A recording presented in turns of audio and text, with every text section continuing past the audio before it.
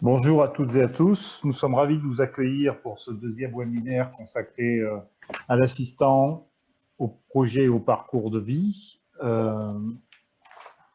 Écoutez, je vais laisser la parole à Marie à Pierre, Pierre Aristouille, pour démarrer. Pierre Aristouille, qui est directeur général de Trisomie 21 Nouvelle-Aquitaine et qui va nous présenter les enjeux de cette appli ressource dont fait partie le webinaire.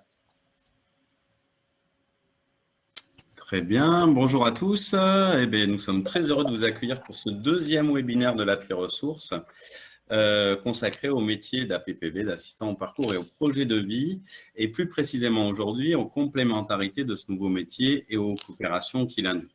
Donc un bref rappel, donc pour nous, Trisomie 21 Nouvelle-Aquitaine, on expérimente avec les papillons blancs de Bergerac, avec la DAPI du Var, avec Trisomie 21 Nice, dans le cadre d'une expérimentation menée par Nexem, ce métier depuis 2015, qui est un métier qui vise principalement l'exercice des droits des personnes en situation de handicap et leurs familles, en leur permettant d'élaborer puis de mettre en œuvre leur projet de vie dans une logique de transformation de l'offre médico-sociale.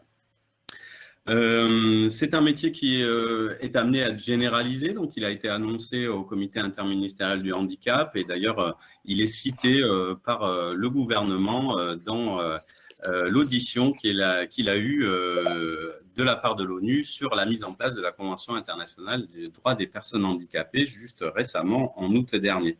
Donc c'est un métier qui est en voie de généralisation, comme je vous le disais, et qui a été déployé par l'ARS Nouvelle-Aquitaine un peu en amont du fait d'une politique volontariste de l'ARS sur l'accompagnement à l'émergence d'une société inclusive et donc à la transformation de l'offre, qui a fait que en août 2020, un appel à candidature a été lancé, qui fait qu'aujourd'hui, le dispositif émerge sur 11 départements de la Nouvelle-Aquitaine, ce qui va faire à terme entre 38 et 40 postes, et que ces dispositifs sont portés par 17 organismes gestionnaires. Et fort des premières expérimentations, nous avons eu l'honneur d'être sollicités par l'ARS Nouvelle-Aquitaine pour accompagner dans le cadre de l'appui ressources, et donc c'est pour ça qu'on se retrouve ce soir, pour accompagner la mise en place de ces dispositifs et d'être nous-mêmes en position de soutien, d'étayage, d'accompagnement des différents dispositifs pour qu'ils puissent au maximum déployer ce nouveau métier dans le cadre du cahier des charges qui avait été construit par l'ARS Nouvelle-Aquitaine. Voilà pour ce petit mot introductif. Donc, je vous souhaite à tous et toutes un très bon moment avec nous et de riches échanges. Et je laisse donc la parole à Marie.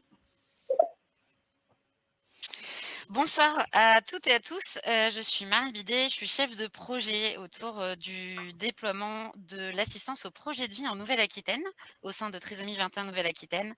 Je suis ravie de vous accueillir ce soir pour ce deuxième webinaire, l'assistant au projet et parcours de vie, complémentarité et coopération. C'est moi qui vais un petit peu assurer le fil technique de ce webinaire. Donc, je vous présente très rapidement le fonctionnement ce soir. Vous nous voyez, mais nous ne voyons pas les participants. Donc, je vous invite à intervenir sur l'onglet questions pour poser des questions aux intervenants. Nous, ensuite, on fera le maximum pour leur poser tout ce qu'on peut dans le temps imparti.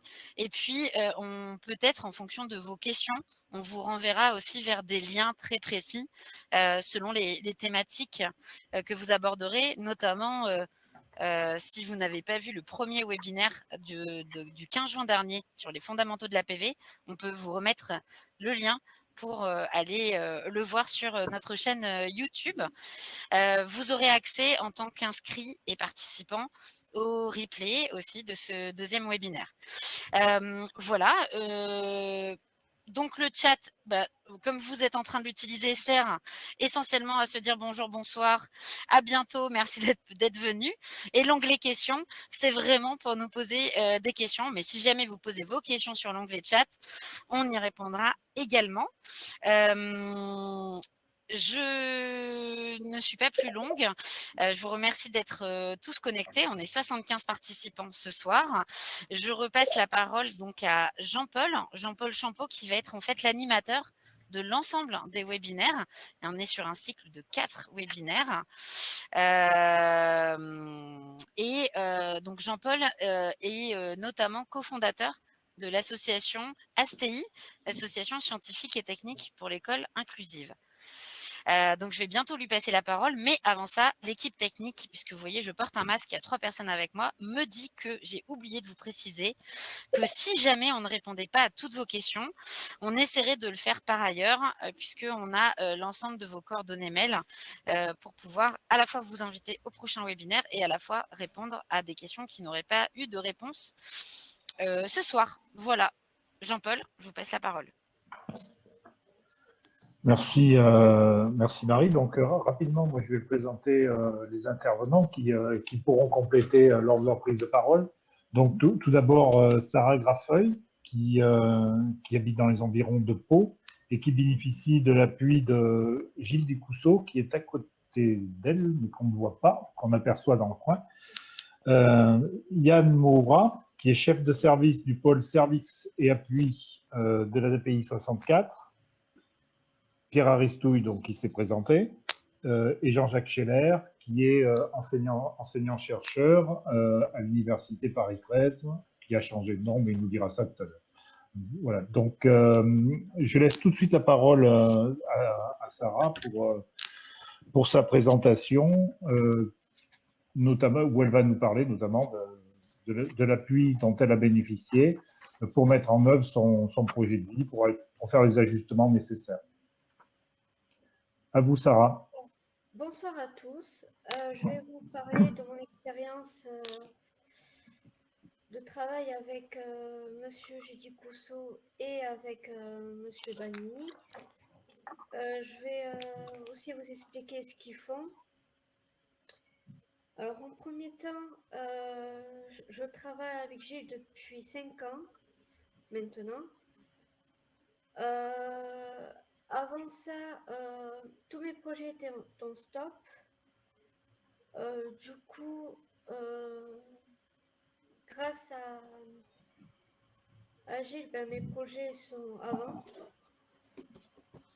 Notamment tout ce qui est mon activité, par exemple chant, qui m'a beaucoup aidé à mieux m'exprimer et à avoir confiance. Après, il m'aide pour au tout début, quand j'avais des rendez-vous professionnels, il venait avec moi notamment pour la compréhension. Si je n'avais pas compris ce que le professionnel me disait, lui, il rectifiait pour que je puisse comprendre ce que le professionnel, du coup, me disait. Alors, le travail de Gilles consiste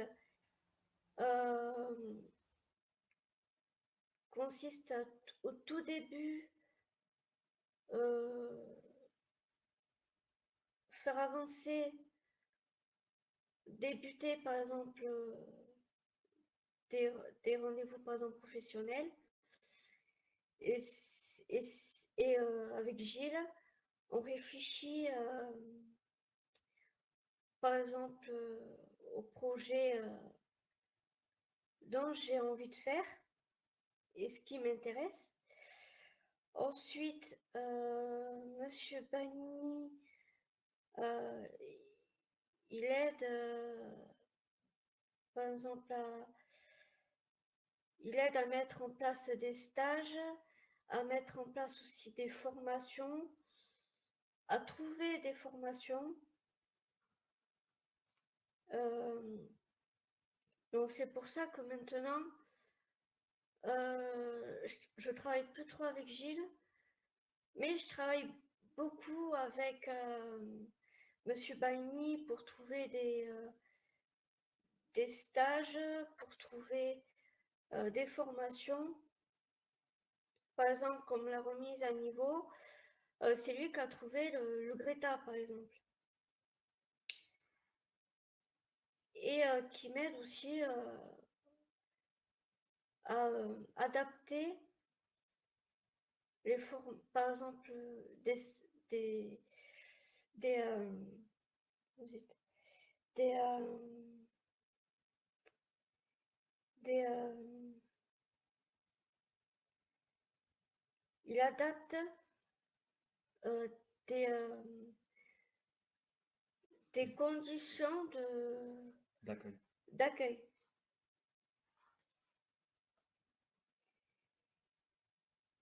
Et voilà.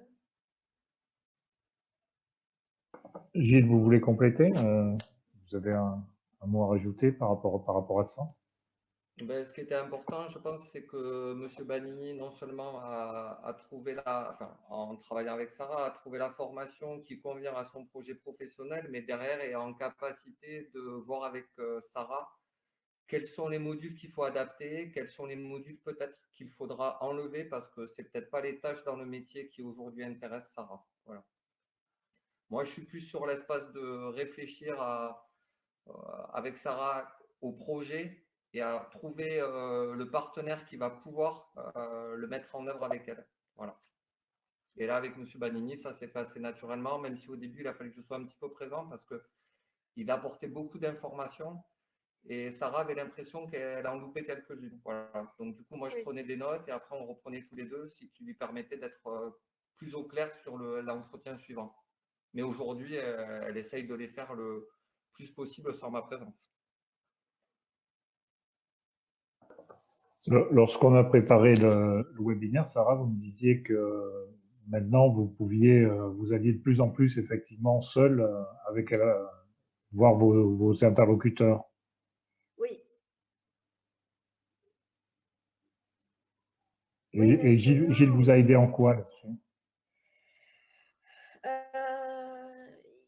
Au tout début, j'avais besoin de Gilles pour me rassurer et pour m'aider à comprendre les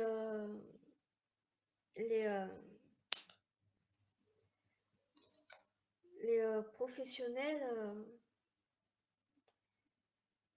Sur des projets plus simples, je l'ai plutôt aidé à prendre contact. Et une fois qu'elle a eu pris contact sur le permis ou sur des projets comme le chant, après, tu t'es débrouillée toute seule.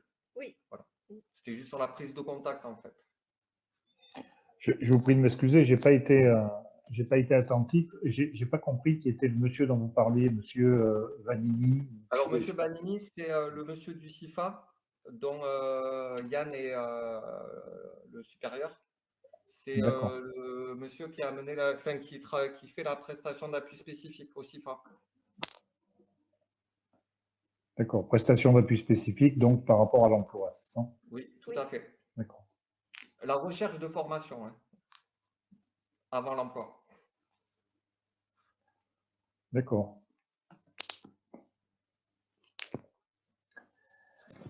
Bien. Écoutez, je propose qu'on enchaîne tout de suite avec monsieur Moura et puis on reviendra vers vous peut-être tout à l'heure, Sarah.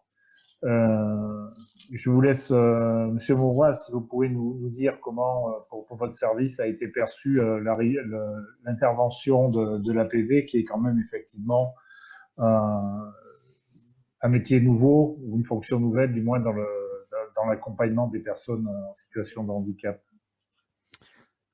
Bonjour à tout le monde, merci. Donc effectivement, alors Sarah parlait de Monsieur Banini, donc Monsieur Banini s'excuse, il ne pouvait pas être présent ce soir, donc je vais tâcher de me substituer à lui et d'expliquer le travail. Alors juste pour commencer, peut-être 2 mots, puisque vous avez parlé des prestations d'appui spécifiques, les PASS, c'est des prestations particulières, donc juste 2 mots pour que tout le monde comprenne bien dans quel cadre on est intervenu auprès de Sarah.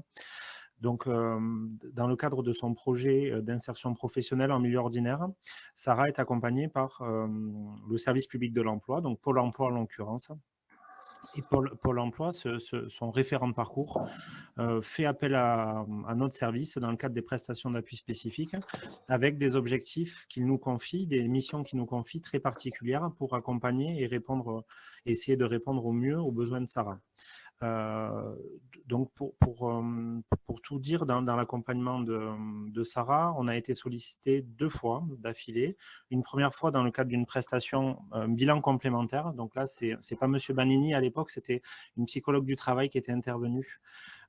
Et la commande de Pôle emploi et en accord avec Sarah, c'était un peu d'évaluer le travail de la psychologue, un peu d'évaluer quelles étaient les difficultés ou les potentiels freins que Sarah pouvait rencontrer du fait de son handicap à l'accès à la formation, puisque c'était votre projet, Sarah, au départ, je crois bien que c'était votre projet d'intégrer une formation. Voilà, donc on nous demandait de voir quels pouvaient être les freins, mais aussi les points forts dans votre profil et au regard de vos compétences, pour pouvoir essayer d'adapter au mieux ce projet de formation-là, pour faire en sorte que ça soit une réussite pour vous. Voilà. Ça, c'était la première prestation. Et la deuxième prestation, on nous a demandé d'accompagner vers la formation, une fois qu'on a eu fait ce travail d'évaluation. Et c'est là, Sarah, où vous avez rencontré M. Banini. Donc, M. Banini est conseiller en insertion professionnelle et son travail, et comme vous l'avez très bien dit, Sarah, c'était d'essayer déjà de trouver une formation, alors dans un premier temps, une remise à niveau, pour pouvoir accéder dans un second temps à la formation que vous visez. Et une fois qu'il a trouvé avec vous cette possibilité de faire cette remise à niveau, c'est que son travail a été de vous accompagner, de rencontrer les formateurs en votre présence, d'expliquer quelles étaient éventuellement vos difficultés et s'assurer que le centre de formation mettait tout en œuvre autour de votre projet de formation pour que vous puissiez, pour vous faciliter ce parcours de formation. Donc, vous avez très bien dit tout à l'heure, Sarah, les outils de compensation. Donc, qu'est-ce que ça peut être? Ça peut être la mise à disposition d'outils informatiques, de supports numériques pour vous éviter d'avoir à prendre des cours. Ça peut être, je ne sais pas, d'adapter le rythme de la formation. Enfin, tout ce qui est imaginable et qui peut vous faciliter le suivi de cette formation et surtout la réussite de ce projet-là. Voilà. Donc ça, c'était un petit. Je suis désolé si j'étais un peu long, mais ça me paraissait important quand même de rappeler le cadre de notre intervention.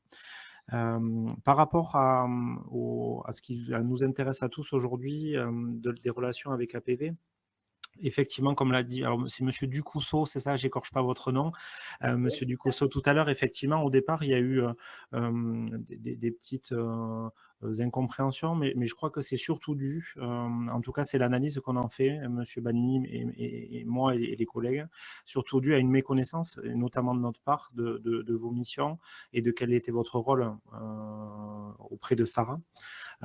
Et peut-être aussi une méconnaissance de l'ensemble des intervenants autour de Sarah, des différentes fonctions et missions de chacun. Donc effectivement, comme vous l'avez dit, Monsieur Ducousseau, il y a eu un premier temps où il y a eu des petites incompréhensions, et puis il y a eu un second temps où, après avoir échangé sur les missions, les façons d'intervenir de chacun et le rôle de chacun auprès de Sarah, parce qu'on est tous là pour vous, Sarah, le rôle et les missions de chacun, mais je crois qu'effectivement, ça a permis beaucoup plus de fluidité et une meilleure compréhension du rôle de chacun. En termes de retour d'expérience que M. Banini a pu faire, effectivement, ce qu'il a pu remarquer, c'est qu'il y avait Sarah en présence de M. Ducousseau, ou Sarah en présence aussi de sa maman, puisque des fois vous êtes venu avec votre maman ou votre sœur aux différents rendez-vous, et il y avait une Sarah quand elle est toute seule en entretien duel avec le professionnel. Et effectivement, par rapport aux objectifs recherchés dans le cadre de la PASS, les deux ont eu un intérêt. Il y a eu les interventions de M. Ducousseau qui ont permis au départ que peut-être pour vous, Sarah, ça soit plus facile de comprendre quel était le rôle de chacun, les missions de chacun. Et après, il y a eu le temps. Pardon, vous avez répondu? Oui, d'accord, pardon. Et du coup, après, il y a eu un temps où vous étiez plus en relation duel, et ce temps-là où M. Banini aussi a pu noter l'évolution, comme vous disiez tout à l'heure que vous avez fait du chant grâce à l'appui d'APV, que vous avez fait tout un tas d'autres activités qui sont mises en place. C'est aussi, il a pu être constaté que vous avez gagné en confiance en vous, que les entretiens ils étaient préparés, du coup que vous vous exprimiez plus facilement. Et je crois que c'est aussi ça le travail qu'avait à faire M. Banini auprès de vous, c'était aussi de vous faire gagner en confiance en vous, de vous faire avancer dans votre autonomie par rapport à ce projet-là. Voilà. En petite conclusion, pour ne pas monopoliser trop la parole, en petite conclusion, moi je dirais qu'en retour d'expérience, mais ça a été partagé, je crois, entre M. Banini et M. Ducousseau et Sarah, bien sûr, en retour d'expérience, c'est un métier assez nouveau que nous, professionnels du médico-social, on connaît, alors pas c'est exagéré, mais en tout cas qu'on connaît peu. C'est un métier qui a une approche vraiment différente de ce qu'on connaît dans le secteur médico-social depuis un certain temps. Et je crois que pour faciliter et pour éviter peut-être les petites incompréhensions du début, peut-être nécessaire à chaque fois qu'il y a un professionnel d'avoir un premier temps pour bien définir quel est le rôle de chacun et que Sarah, en l'occurrence, ce temps-là permet aussi de dire qu'est-ce que vous attendez, vous, de l'intervention de chacun, où s'arrêtent les différentes interventions. Et je crois qu'on dans cette situation, en tout cas dans l'accompagnement auprès de vous, Sarah, on aurait peut-être gagné un petit peu en efficacité au départ, à échanger sur nos pratiques et nos missions. Voilà. Mais au final, voilà, il y a quand même des choses positives, et les choses positives, c'est que vous avez pu suivre votre remise à niveau, que je crois bien, Sarah, qu'il y a un projet d'entrée en formation prochainement, et que vous avez voilà, du monde autour de vous pour vous accompagner. Donc voilà, c'était ma petite conclusion. Voilà. Merci à tout le monde. Merci à vous. Sarah, est-ce que vous avez quelque chose à ajouter à ce que vient de dire M. Moura par rapport à cette entrée en formation, justement? Alors, l'entrée en formation, c'est la formation du 3e niveau. C'est une formation de niveau CAP. En fait, on m'a dit que j'avais le niveau pour entrer en formation de CAP. Et c'est une opportunité de rentrer dans une formation de niveau CAP. D'accord. Et vous pensez faire appel à Gilles dans le cadre de cette formation ou pas? Je ne sais pas encore. Voilà, d'accord. C'était une bonne réponse à une mauvaise question. Merci. Merci beaucoup. Marie, on peut peut-être vous laisser vous céder la parole. Oui, merci. Alors, pour le moment, on a une question, mais Christophe est en train d'y répondre parce qu'elle est particulière et elle n'est pas forcément liée aux premières interventions. Peut-être par rapport à Yann, on avait une question à monsieur, pardon, j'appelle les intervenants par leur prénom, donc monsieur Moura.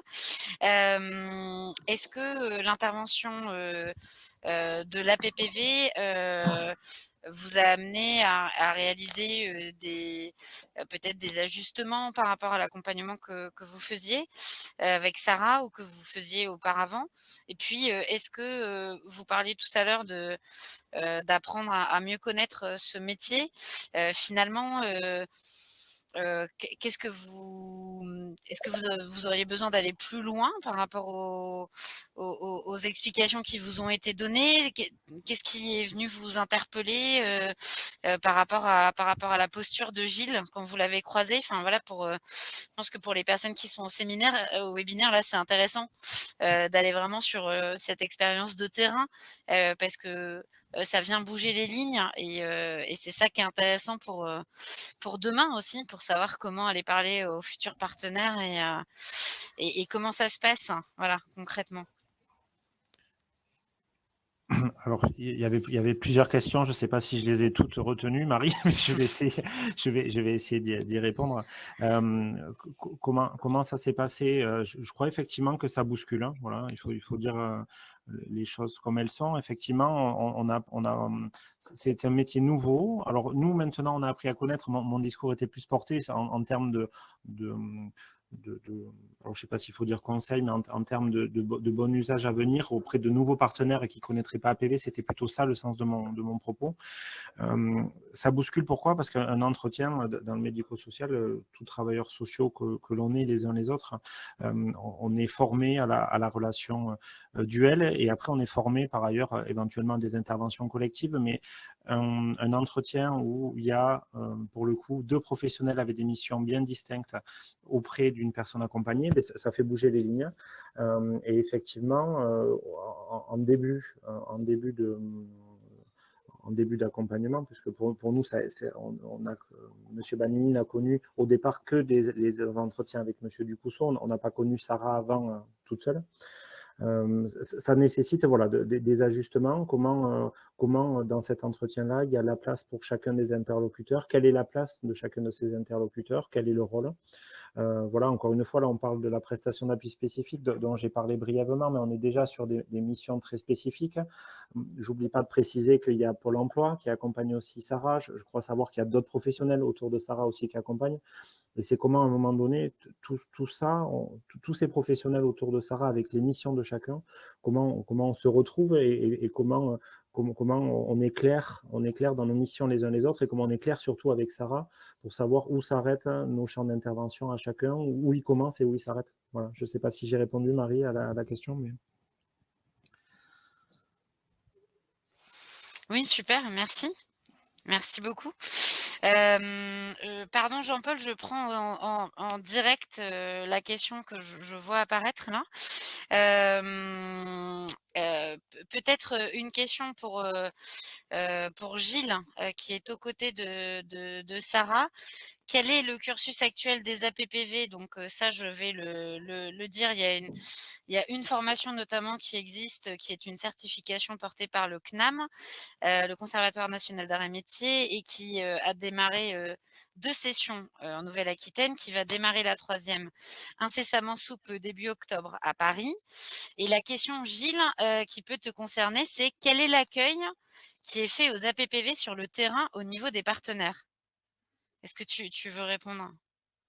Je dirais que l'accueil a été plutôt bon. Après, ce dont parlait M. Maoura, je pense que ce qui a été compliqué, c'est que moi, j'ai présenté les principes, la posture de la PV à M. Banini, mais je ne pouvais pas savoir quel serait mon niveau d'intervention puisque tout vient de la demande de Sarah. Donc, ça s'est fait petit à petit et c'est comme ça qu'au fur et à mesure que M. Banini a pu travailler avec Sarah, Sarah a pu me faire les demandes. Et alors, peut-être que j'aurais dû plus lui expliquer quelle était ma présence à chaque entretien.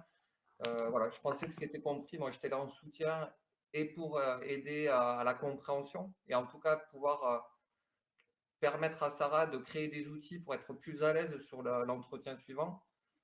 Voilà, mais c'est pour ça que ça a mis un peu de temps. Mais moi aussi, c'était la première fois que que j'accompagnais une jeune qui travaillait avec les passes. Donc, ça a demandé une zone d'ajustement à tout le monde, quoi, à tous les 3. Mais sinon, l'accueil est plutôt bon. Merci Gilles.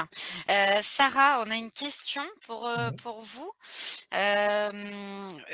On a entendu dans le témoignage de Monsieur Maura et puis aussi de Gilles à l'instant. Parfois, il y avait Gilles avec vous au rendez-vous et parfois, Gilles n'est plus là. Pourquoi c'est important pour vous que Gilles soit là?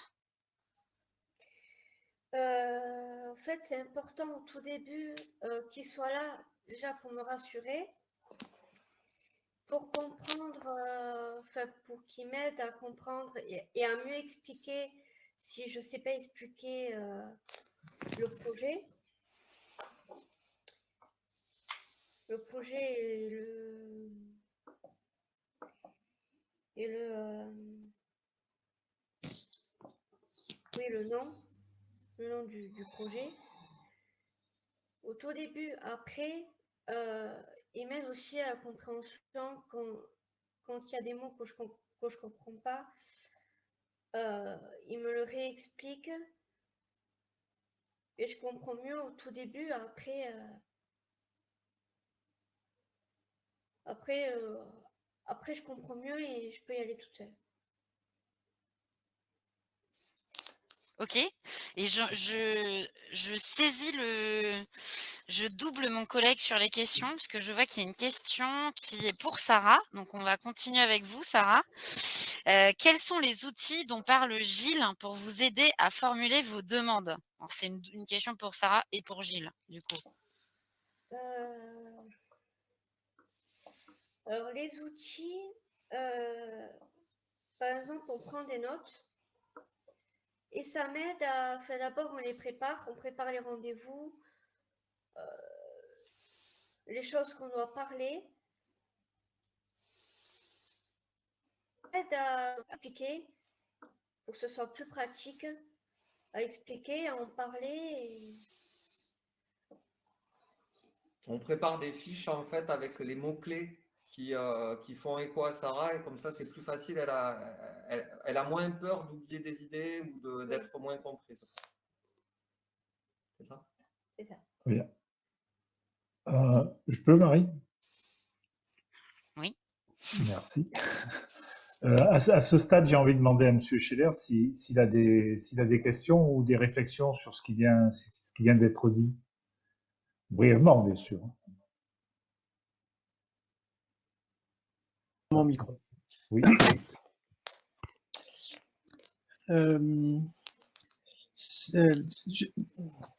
Excusez-moi. On mesure tout de suite en entendant ce réel la difficulté du projet qui s'articule autour de ce nouveau dispositif.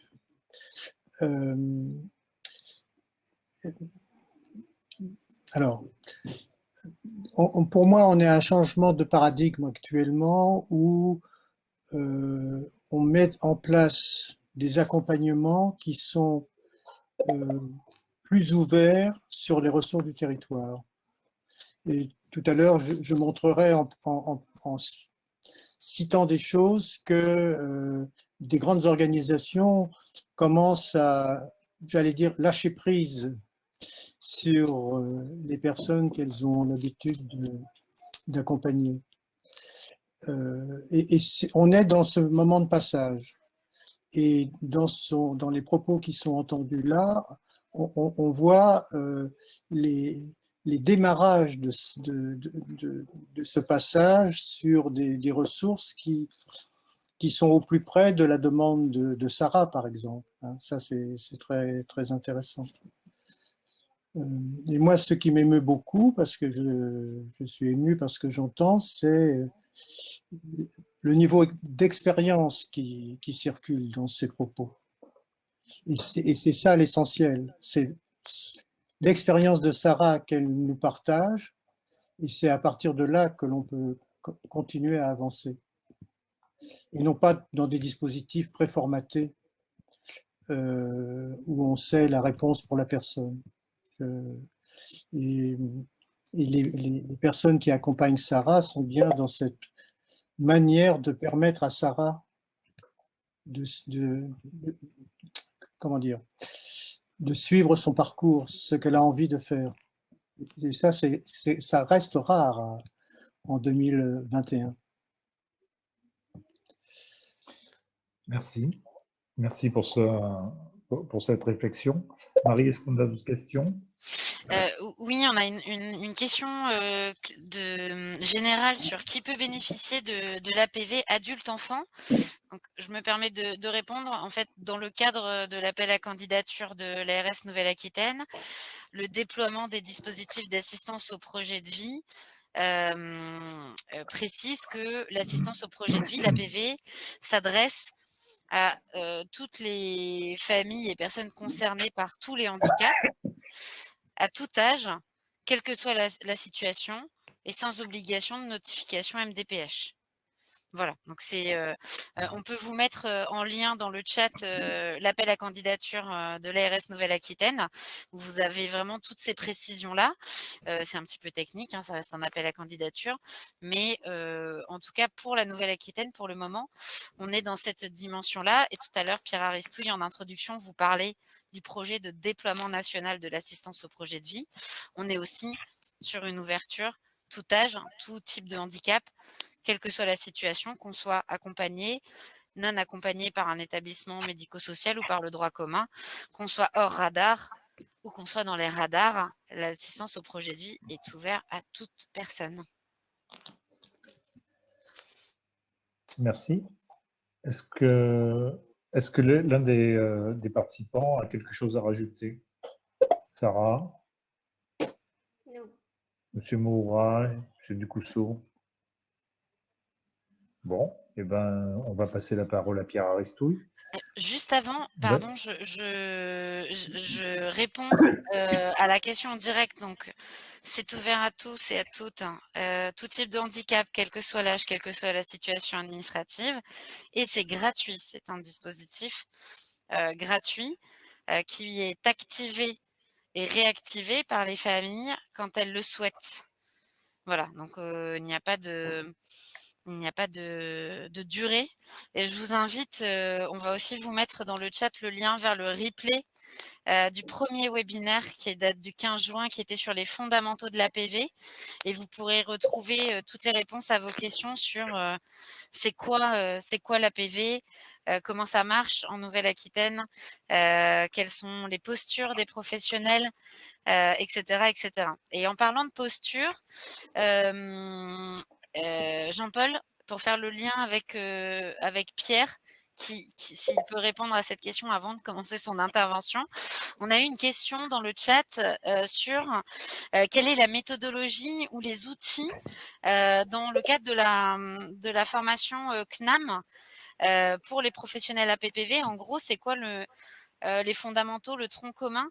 Peut-être, Pierre, si on peut redire quelques mots sur l'AMO, la MOA et la MOE, nos sigles barbares, hein, dit comme ça, mais que vous allez expliciter. Je pense qu'il avait prévu de le faire. Il va le faire. Il n'y a pas de doute. À vous, Merci Pierre. pour cette question qui... Je n'avais pas prévu de commencer par là, mais avec plaisir, je viens de redéfinir avec vous ces concepts qui sont effectivement les éléments socles de la constitution du métier. Si vous me permettez, juste une première réaction, je trouve les interventions précédentes extrêmement intéressantes, puisque je disais tout à l'heure, le déploiement du dispositif APV est souvent associé au mécanisme actuel de transformation de l'offre, et il l'est parce qu'il vise à rééquilibrer un peu le rapport de force entre la demande de la personne et l'offre médico-sociale qui avait jusque-là trop tendance à par elle-même structurer le besoin. Et je trouve que là, les interventions sont très pertinentes à ce sujet. Donc, effectivement, un des socles de la formation est autour de l'ingénierie de projet et de la compréhension du rôle des acteurs, donc notamment de qui est la maîtrise d'ouvrage du projet, c'est-à-dire qui en est le responsable et qui en est le décideur. Je vais en dire quelques mots après, puisqu'il y a dans cette dynamique-là à prendre en compte la personne dans son environnement et donc dans sa famille. Donc, qui est le maître d'ouvrage? Donc, si on fait l'analogie avec la maison, mais je crois qu'elle avait déjà été faite lors du premier webinaire, mais bon, il est souvent utile de répéter.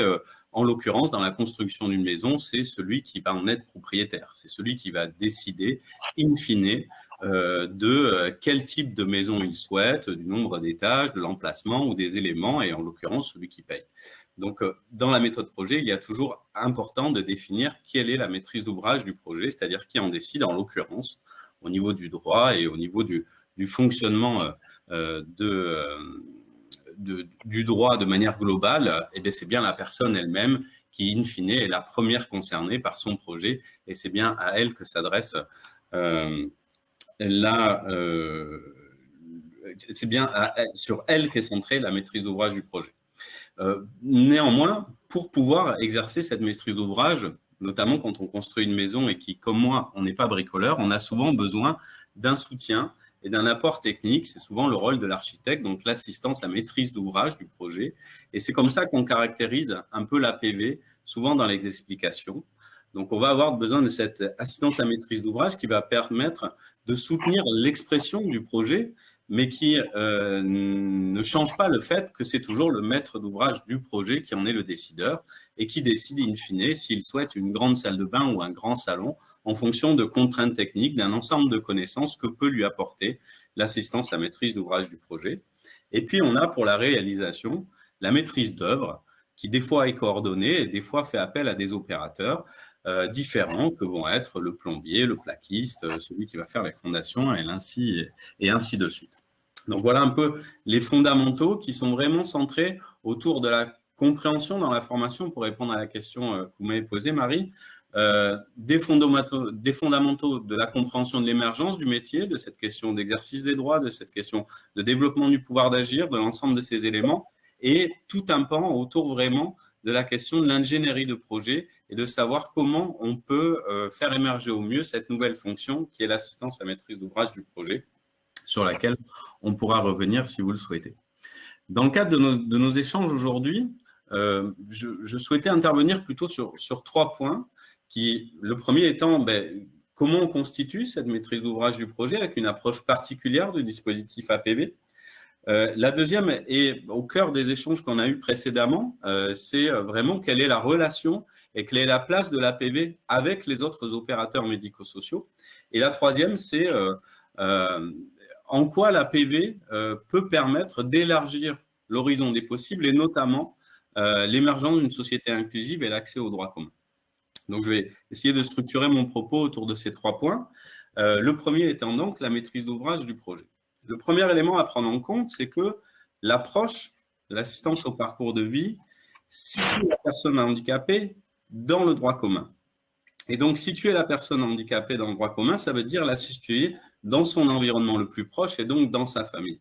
Et il propose de constituer avec la personne en situation de handicap, du coup, la maîtrise d'ouvrage du projet, en prenant en compte les attentes des membres de la famille qui peuvent être impactés par les éléments du projet et en prenant en compte surtout leur expertise, puisqu'on sait, et l'expérience nous le montre, que pour beaucoup, les parents au sens large, ascendants, descendants, cousins, fratries, enfin ceux qui font partie de la vie des personnes, sont souvent les premiers experts de la situation de handicap de la personne et sont une source importante. Donc, dans ce cadre-là, une des premières actions de l'APV revient donc à accompagner la personne. On l'a entendu sur le témoignage de Sarah, qui à des moments fait appel aux membres de sa famille pour la soutenir, et donc d'aider la personne en situation de handicap à constituer la maîtrise d'ouvrage du projet, qu'elle peut, si elle le souhaite, et selon le droit le plus strict, être la seule à porter. Et on travaille avec des personnes en situation de handicap qui nous disent, adultes, mais moi, je suis le maître d'ouvrage de mon projet et je ne veux pas que les membres de mon environnement, de ma famille, interviennent là-dedans. Et donc, elle appartient en premier lieu à la personne elle-même de définir ces éléments-là. Et puis, la maîtrise d'ouvrage est aussi définie par la prise en compte du cadre légal. En l'occurrence, vous l'avez dit, le dispositif s'adresse à tous les âges et donc s'adresse à des enfants.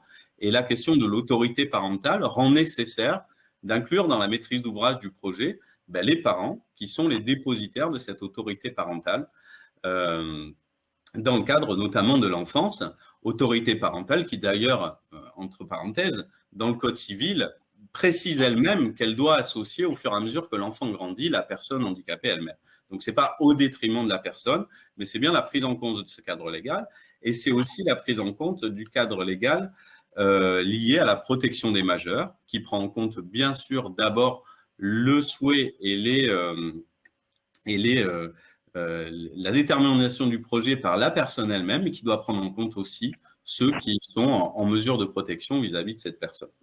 Alors, constituer le cadre légal, ce n'est pas une réponse suffisante.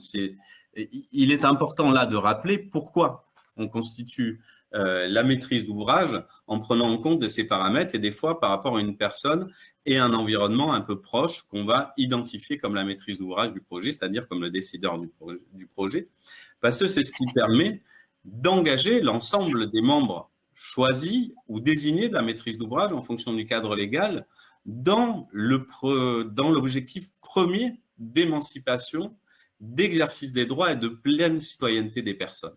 C'est bien en prenant en compte la personne et les personnes qu'elle choisit ou les personnes désignées qu'on peut accompagner déjà à ce niveau-là l'ensemble de ces personnes dans cet objectif qui reste l'objectif premier du dispositif APV, mais plus largement de la politique publique du handicap, c'est-à-dire l'exercice des droits des personnes et leur pleine citoyenneté.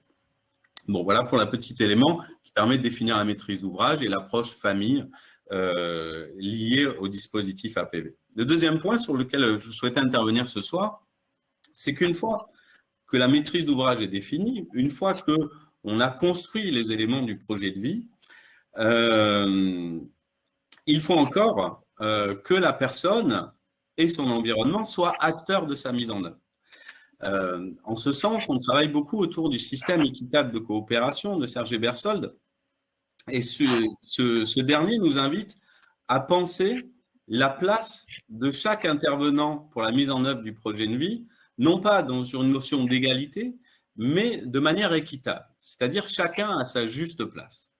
Et dans ce cadre-là, la place de l'APV, telle qu'on a pu le percevoir dans les témoignages précédents, c'est vraiment une place particulière qui est à côté de la personne et de sa famille, en fonction du choix de la personne, qui est vraiment à côté pour lui permettre de soutenir sa parole, sa prise en compte dans la mise en œuvre des prestations qui lui seront proposées, voire de choisir dans les différentes prestations.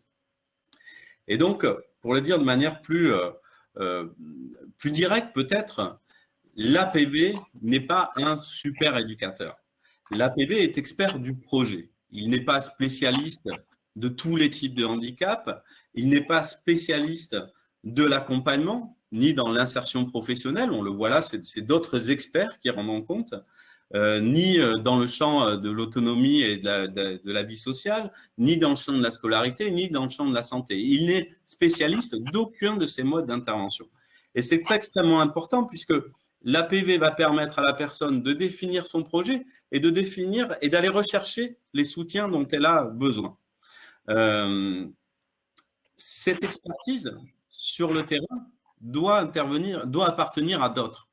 Parce que le danger dans le contexte de transformation dans lequel on est serait d'avoir un super professionnel type APV qui serait à la fois dans l'élaboration du projet, la définition du besoin et puis la construction de la prestation, et ce qui relèguerait de fait tous les autres professionnels dans un rôle de prestataire, d'intervenant dans un projet qui serait défini ailleurs.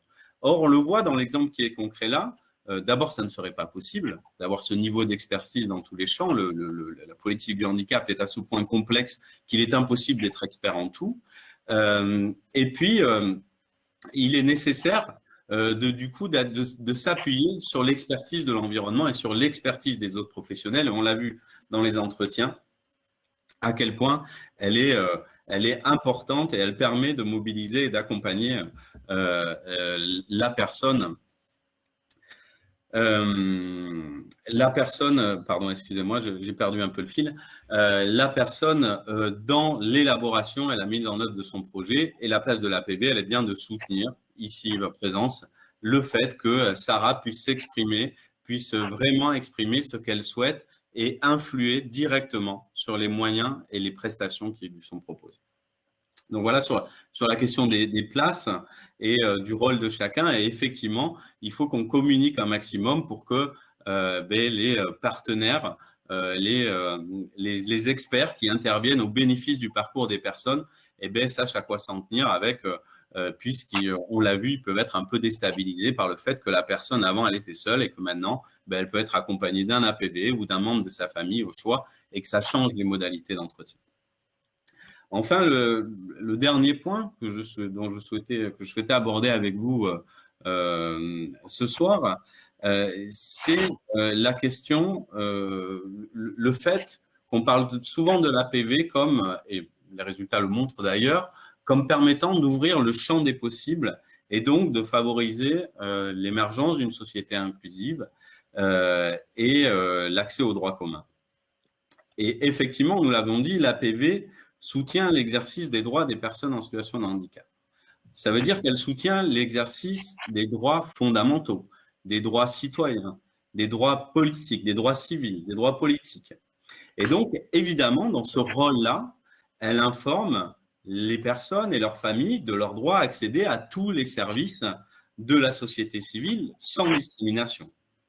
Donc, ainsi, l'APV, elle peut soutenir les personnes et les familles pour accéder aux biens de la cité et qui, dans ce projet d'une association sportive, d'un cours de chant, d'une association culturelle, du service public de l'emploi, de trouver un médecin, et elle peut soutenir les familles comme ça pour accéder à ce à quoi elles ont fondamentalement droit, c'est-à-dire les mêmes biens et services que la population, voire, quand cet accès est difficile, soutenir les personnes et les familles pour y accéder quand celui-ci se retrouve entravé pour quelle qu'en soit la raison, mais dans la situation où il est effectivement difficile d'accéder aux mêmes biens que les autres personnes, que les autres citoyens.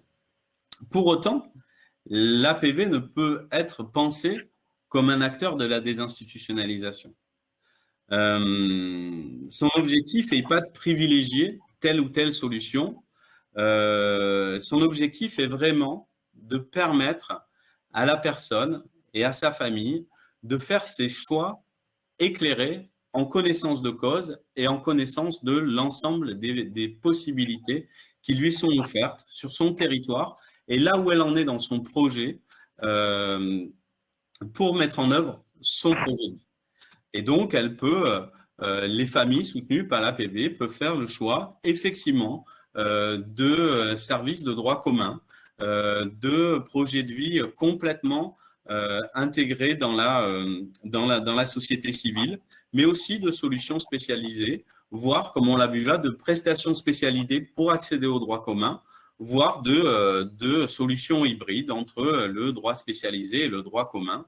Et c'est vraiment la question du choix sur laquelle va s'attacher l'APV, c'est-à-dire que la personne et les personnes qu'elle a désignées pour l'aider dans l'élaboration de son projet de vie puissent choisir en connaissance de cause ce qu'elle souhaite et au moment où elle le souhaite, puisqu'on est vraiment dans une logique de parcours, c'est-à-dire qu'à un moment du parcours peut se faire dans un milieu spécialisé, puis dans le droit commun, puis dans l'hybride des deux.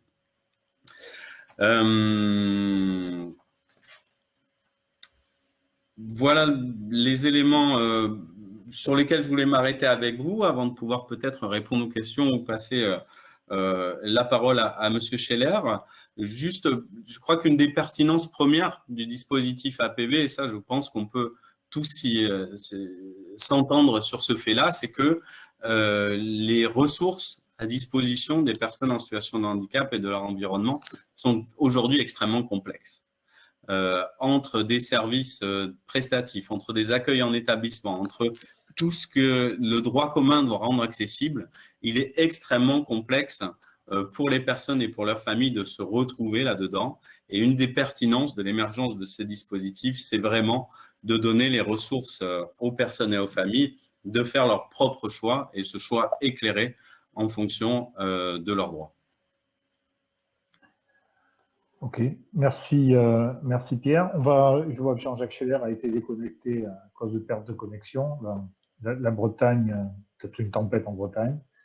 Je en profite pour vous poser une question qui a été posée sur le chat sur la complémentarité et le lien entre l'APV et les communautés 360.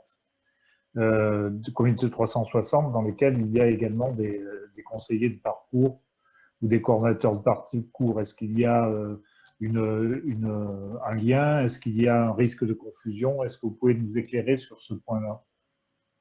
Alors, il y a un lien et qui est notamment matérialisé, je dirais, sur la communication de la puissance publique en lien avec ces deux projets. C'est-à-dire que pour l'instant, quand on entend le secrétariat d'État, quand on lit les comptes rendus du comité interministériel de handicap que je citais au début de mon propos, on voit qu'on parle de l'émergence des dispositifs APV en parallèle ou en lien avec l'émergence des communautés 360. Il y a pour autant des nuances à apporter. Les communautés 360 ont pour vocation de recueillir les appels des personnes en situation de handicap ou de leurs proches aidants et puis de leur proposer un ensemble de solutions, soit existantes, soit de panacher un certain nombre de solutions, soit de favoriser le fait que des nouvelles solutions en termes de prestations puissent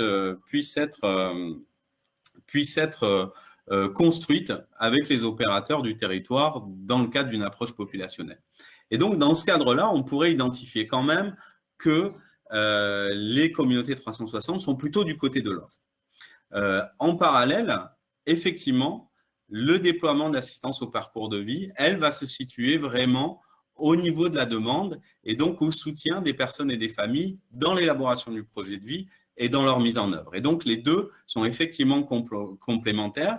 Il nous semble pour autant important, mais d'ailleurs, comme c'est le cas dans le cahier des charges de l'ARS Nouvelle-Aquitaine, de bien faire attention à ce que les modes de gouvernance et de gestion des deux soient séparés, puisque pour accompagner au mieux les personnes et les familles dans l'exercice de leurs droits, il arrive des fois, et on le voit dans les difficultés qu'ont les MDPH notamment, et les différences territoriales qu'il peut y avoir dans le traitement des demandes d'un département à un autre, que des familles, soutenues ou pas par l'APB d'ailleurs, aient à contester un certain nombre de décisions, d'orientation, voire de demandes de prestations, et que du coup, pour qu'elles bénéficient du soutien qui leur permette d'avoir les informations et de choisir si elles vont contester ou pas, il vaut mieux, et c'est notre sentiment, et c'est comme ça que c'est identifié dans l'appel à candidature de l'ARS, que le mécanisme de gestion et de gouvernance des dispositifs APV soit indépendant de celui de la CTA, même si les deux doivent être connectés. La connexion pouvant se faire dans deux sens d'ailleurs,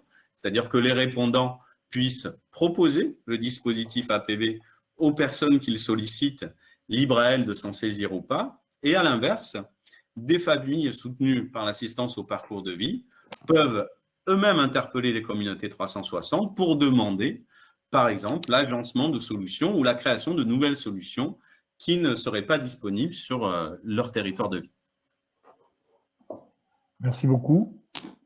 Jean-Jacques Scheller vient de nous rejoindre, donc on est heureux, mais le micro est coupé. C'est bon? Voilà. Excusez-moi.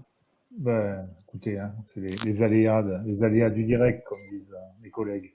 Donc, je vous propose d'enchaîner, de nous aider à prendre peut-être un peu de recul, et puis à parler aussi de l'identification des ressources, qui sont pas toujours complexes, qui sont peut-être plus simples à rechercher qu'il n'y paraît.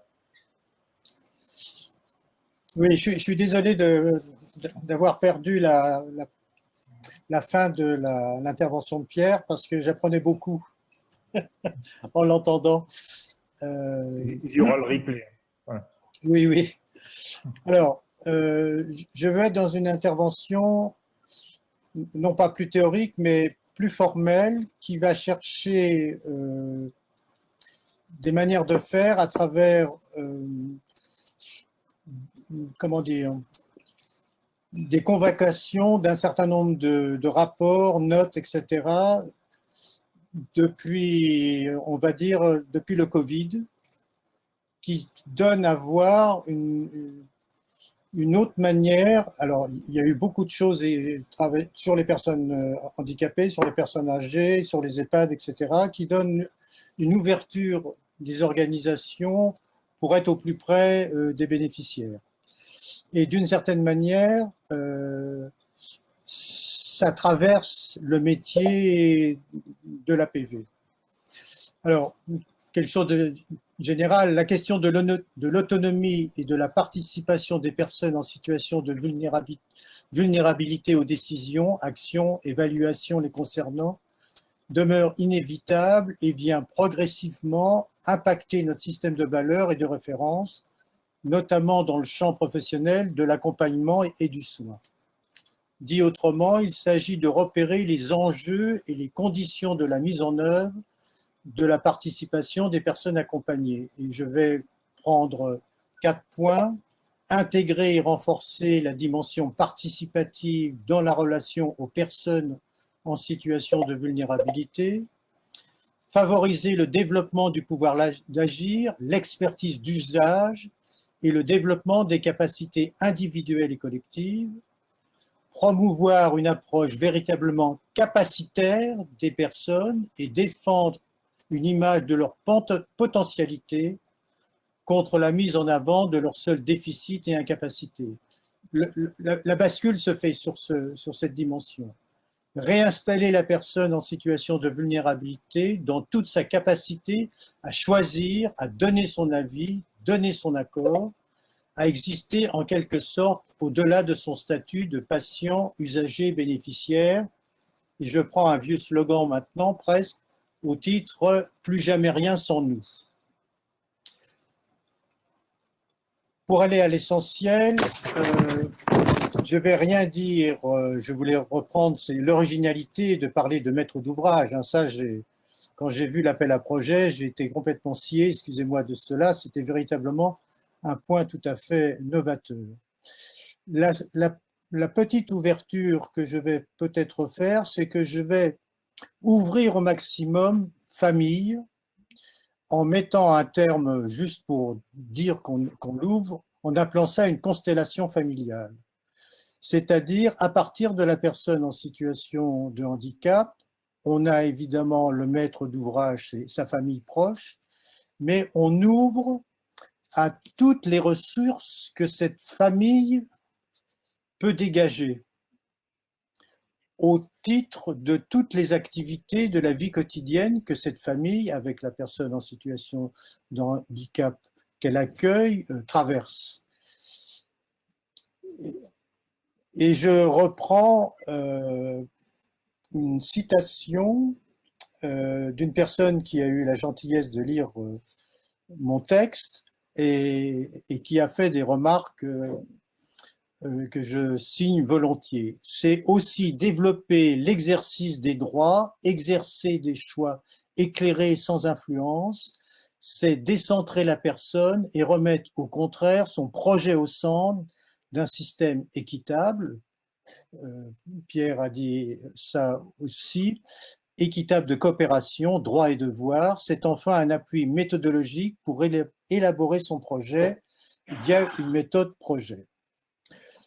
Si je reprends de tels propos sur l'identification et l'activation des ressources de proximité, c'était la commande de Jean-Paul Champeau, je vais partir de la notion de cartographier les ressources de proximité. On part d'une situation dont on va faire un état des lieux, c'est-à-dire que l'on rend compte de la manière dont des positions des personnes s'établissent et s'agencent à un instant donné. La situation s'entend comme une configuration à un moment donné, elle est sujette à des dynamiques et résulte de l'ensemble des faits de la vie quotidienne.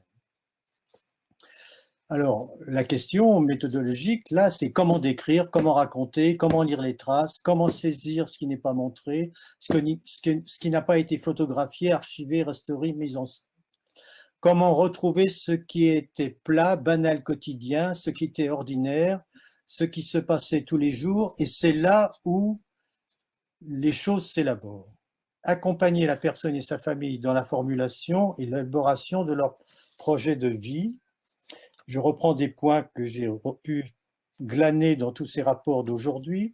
Permettre à la personne d'exprimer son projet de vie, ses envies, ses attentes, ses besoins et valoriser ses compétences, la soutenir dans ses choix sans pression de l'extérieur, permettre à la personne de tester ses choix et si besoin de revenir en arrière, le droit à l'erreur, mettre à sa disposition des outils de communication ajustés et l'accompagner dans la compréhension des informations délivrées, mettre en place des méthodes et des outils nouveaux pour favoriser l'expression du projet de vie et sa mise en œuvre. C'est tout ce qu'on vient d'entendre, hein, aussi bien depuis le début. Identifier, mobiliser et valoriser les ressources spécifiques des personnes, utiliser les savoirs des personnes dans le cadre de leur accompagnement, s'appuyer sur les approches permettant de renforcer la place des savoirs de l'expérience, dépasser le registre des seuls témoignages pour passer de l'évocation des parcours de vie à des savoirs, voire une expertise expérientielle. Je pourrais laisser ce texte pour les personnes qui désiraient reprendre cela de manière plus précise. À l'oral, c'est un peu difficile de s'avaler tout ça. Bien évidemment, ça passe par identifier les acteurs du territoire et favoriser leur mobilisation. Pour l'APV, c'est jouer un rôle de facilitateur, à la fois, alors je le dis comme ça, passeur, traducteur de la parole de la personne. Et mon lecteur rajoute, la seule possibilité, c'est la demande de la personne dans le cadre du projet, afin que celle-ci soit au cœur du projet.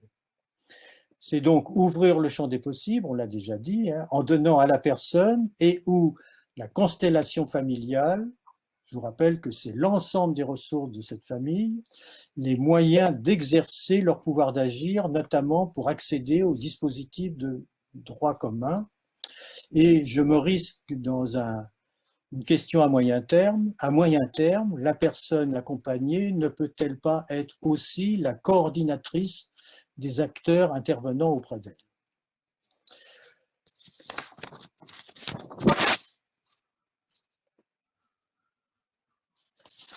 Je vais accélérer un tout petit peu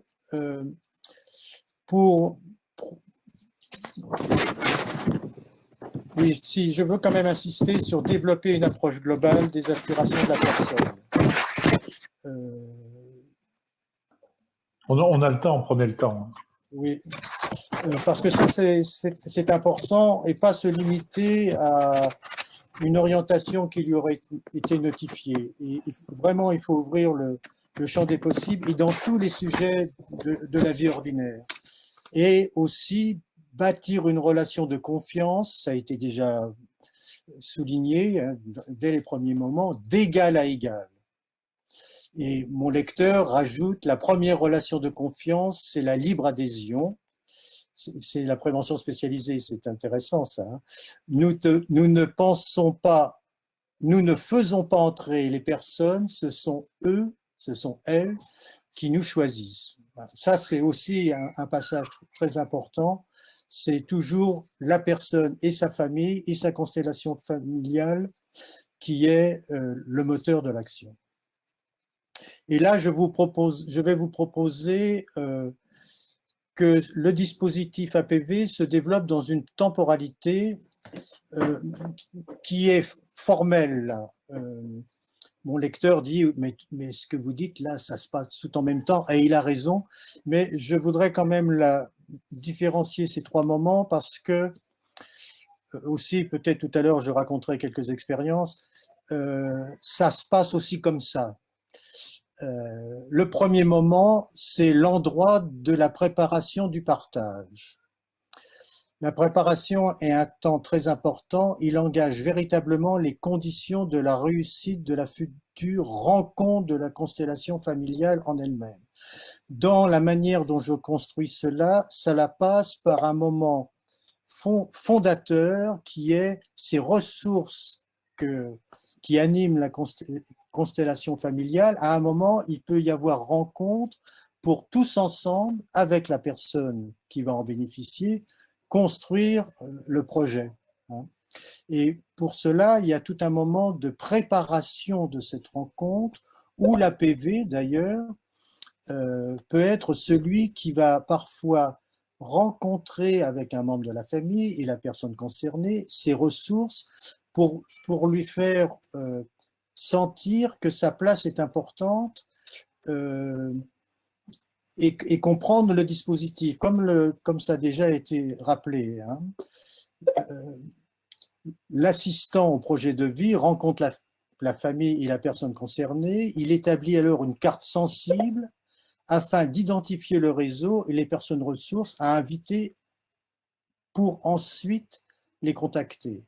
On peut aussi imaginer également que la personne et sa famille puissent faire ce travail d'invitation, acteur du projet, pas simplement informateur, et ce, avec le soutien de l'APV, bien évidemment. L'objectif de ce préalable est d'informer chaque participant des raisons et du but de la méthode de travail d'une rencontre de la constellation familiale et de les motiver à participer. La rencontre de la constellation familiale se déroule en dehors du domicile, dans un lieu choisi par la famille. Et lors de ce moment, c'est le deuxième endroit, le deuxième temps, c'est l'endroit du dialogue. Comment va se dérouler la rencontre de la constellation familiale. Avec ce temps, on bascule dans un réel d'une situation nécessitant une prise de décision prochaine. Ce temps permet d'opérer un recentrage et une distinction entre les possibles et le réel, et un resserrement consenti qui vient circonscrire le champ des possibles. Une tension entre les désirs, les souhaits de la personne, la recherche de la meilleure manière d'y répondre dans le cadre de son environnement ressource, c'est-à-dire cette constellation familiale.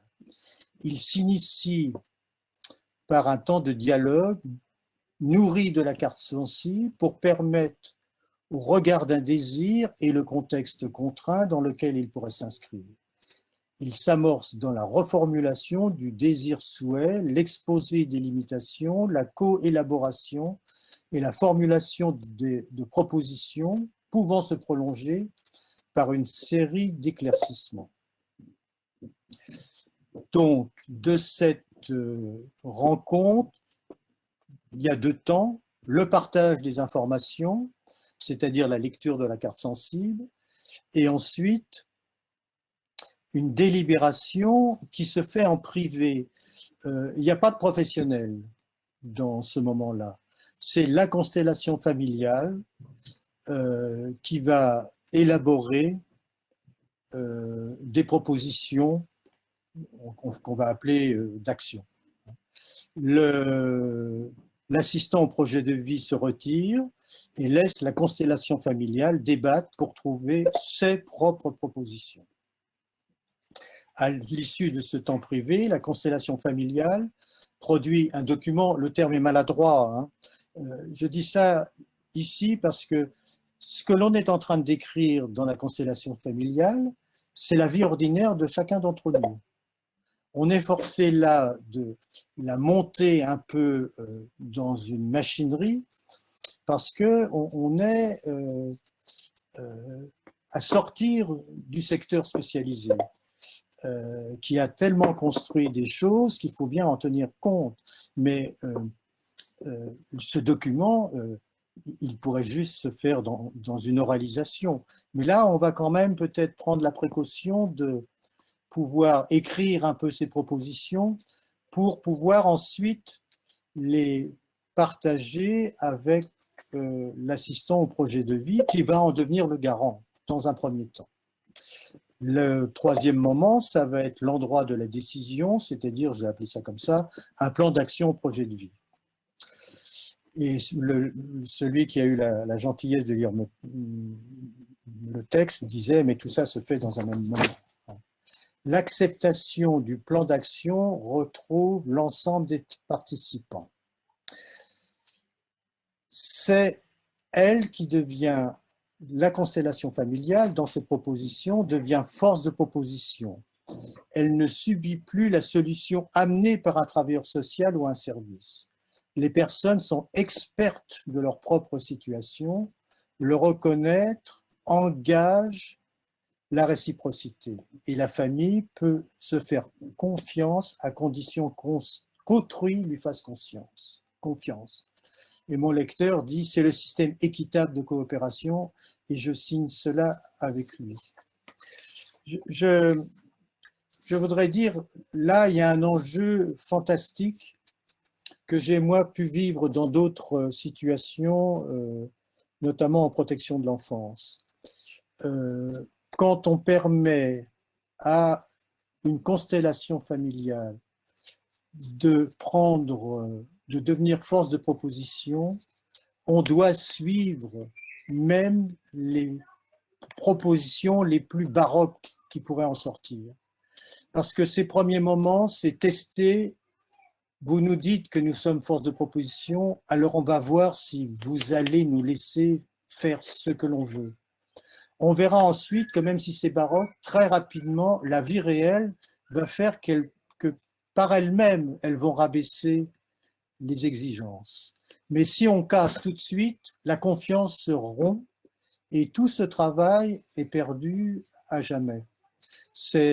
Alors, je ne suis pas dans le secteur qui est le vôtre, là, je suis plus en protection de l'enfance, avec des situations qui sont aussi sous le contrôle du juge. Mais véritablement, le premier moment, c'est que l'on vive pour l'ensemble des acteurs ce sentiment de confiance et de respect mutuel.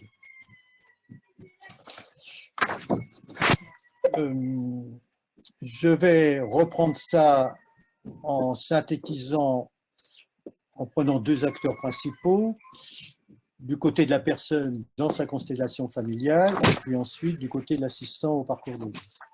Du côté de la personne dans sa constellation familiale, il s'agit de se risquer. passer d'une culture d'exception à une culture du commun, élargir le champ d'action des activités ouvertes à l'accompagnement, construire pour l'avenir une culture commune, en contrepoint à la culture d'exception autour des vulnérabilités, dont les plus visibles dans notre société sont la maladie et le handicap. Parvenir à l'expression d'un tous concerné, à la fois par le risque de la survenue d'une déficience handicap et par la responsabilité individuelle et collective dans l'accompagnement de la situation du handicap. Et mon lecteur ajoute « ramener la question de la responsabilité à la seule personne qui lui revient et non pas une myriade d'acteurs qui soit ne prennent pas le risque pour elle, soit vont amoindrir le projet pour que le risque soit acceptable. » Là aussi, je souligne véritablement ce qu'il m'a proposé parce que j'y adhère pleinement. De le champ du travail social, par exemple, c'est glisser progressivement d'une culture du « c'est impossible de recruter un travailleur handicapé » pour aller vers une étape du « pourquoi pas, car j'ai rien à perdre », pour aboutir bientôt à un mouvement d'un « oui, bien sûr, car c'est bon pour toute l'entreprise ». Faire reconnaître dans le droit à l'inclusion, à être de droit membre de cette société, le droit d'être en situation de fragilité et à être accompagné à ce titre. Du côté de l'assistant au parcours de vie, alors, on a des outils pédagogiques, les jeux de rôle, l'interrogation des pratiques, les échanges d'expériences, les apports de documents, etc., etc. Et dans une liste à la Prévert, dont mon lecteur dit fuir une position d'expertise, bien évidemment, si l'assistant au parcours de vie devient un expert, c'est foutu.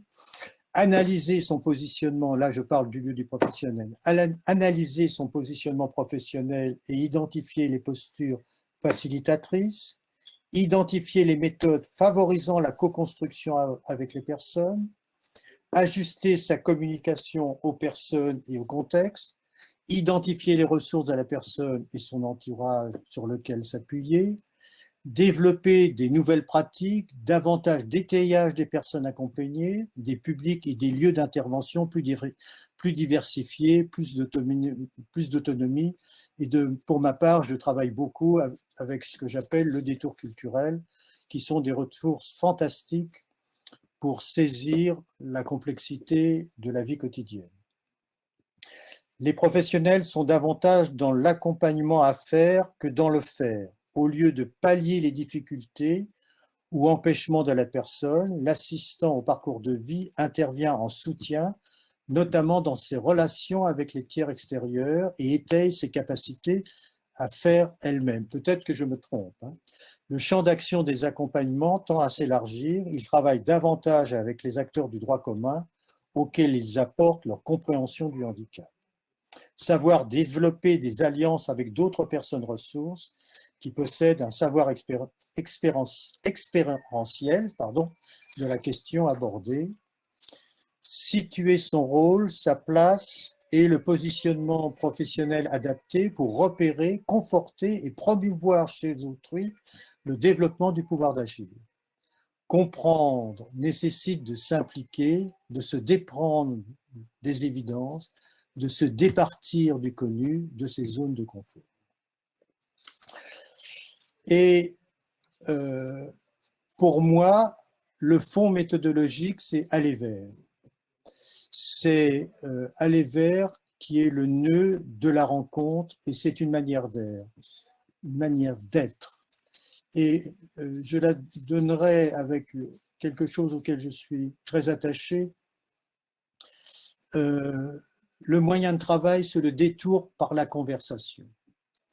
Il y a nécessité que l'assistant au projet de vie, l'APV, devienne un champion de la conversation.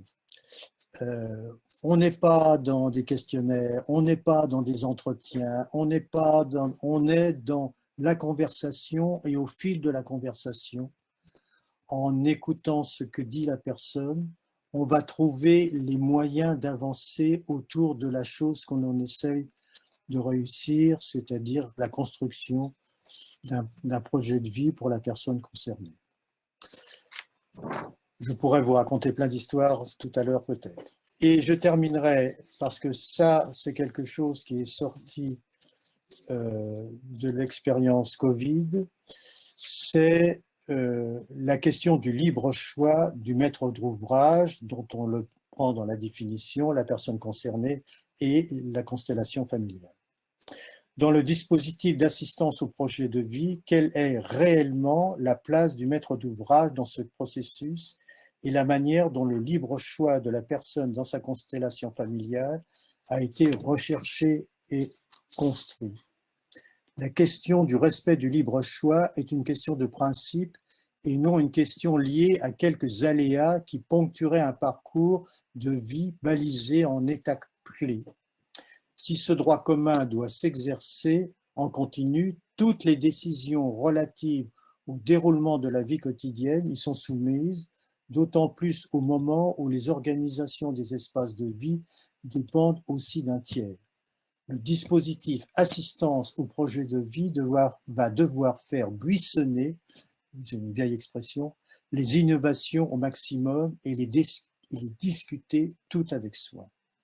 Ce qui est mis en débat peut se résumer à comment préserver le libre choix des personnes en situation de vulnérabilité, comment préserver le principe d'un droit au libre choix, comment ensuite créer les conditions nécessaires pour aboutir à la préservation de l'exercice effectif du libre choix. Et je pense que le projet que vous développez actuellement y participe pleinement. C'est un droit commun qui s'exerce en continu sur l'ensemble des décisions du quotidien. Le respect du libre choix est donc une question de principe et non une question de circonstance. Et j'en termine en disant, sur un plan pratique, deux évidences méritent d'être rappelées. Le libre choix suppose tout d'abord d'avoir le choix, ce qui suppose d'accepter en préalable d'élargir l'offre de services et le champ des possibles. Et le deuxième point, le libre choix suppose d'accepter également la part de risque qui est le corollaire, ce qui implique de reléguer le réflexe sécuritaire en position secondaire. Et mon lecteur merveilleux, redonner le risque à celui qui est le maître d'ouvrage. Et je signe également cette proposition. Diversification de l'offre et droit au risque et à l'erreur constituent donc les deux pivots majeurs de ce changement de paradigme. Voilà pour moi dans mes propositions.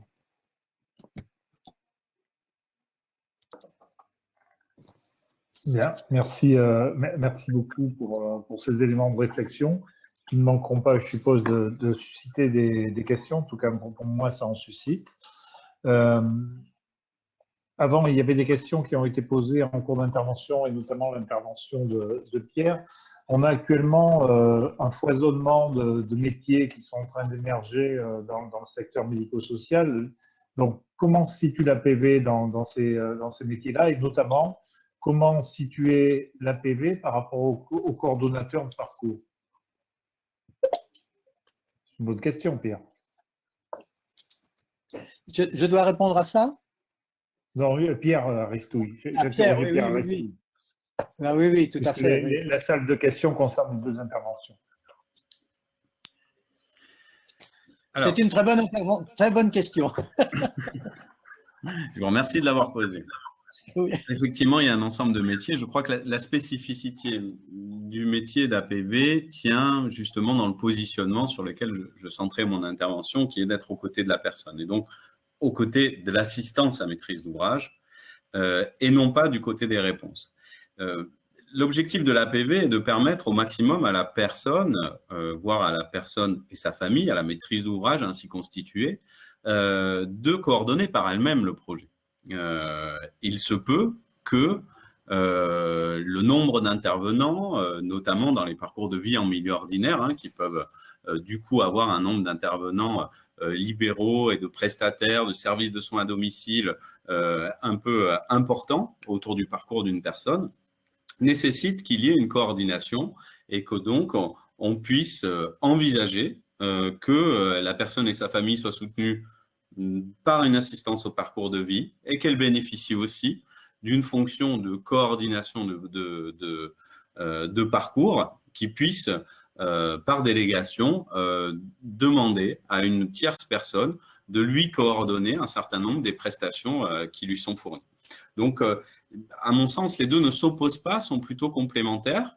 Reste que dans la pratique du quotidien, il arrive par moments peut-être à certains APV, parce que la nécessité de glisser un peu sur des fonctions de coordination, et les deux métiers étant émergents, il arrive à des coordinateurs de projets, bien évidemment, de questionner en amont l'élaboration du projet de vie, et donc dans la pratique, effectivement, les choses peuvent être floues.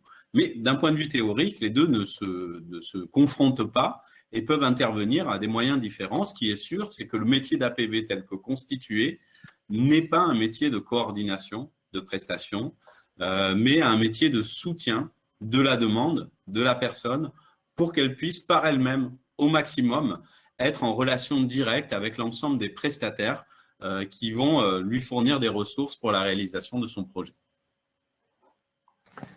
Merci. Une autre question technique, si j'ose dire, qui s'adresse, je ne sais pas, peut-être à Gilles Ducousseau, peut-être à vous, Pierre, sur les méthodes utilisées. Est-ce que l'APV utilise des méthodes de gestion de projet particulières? Et si oui, lesquelles?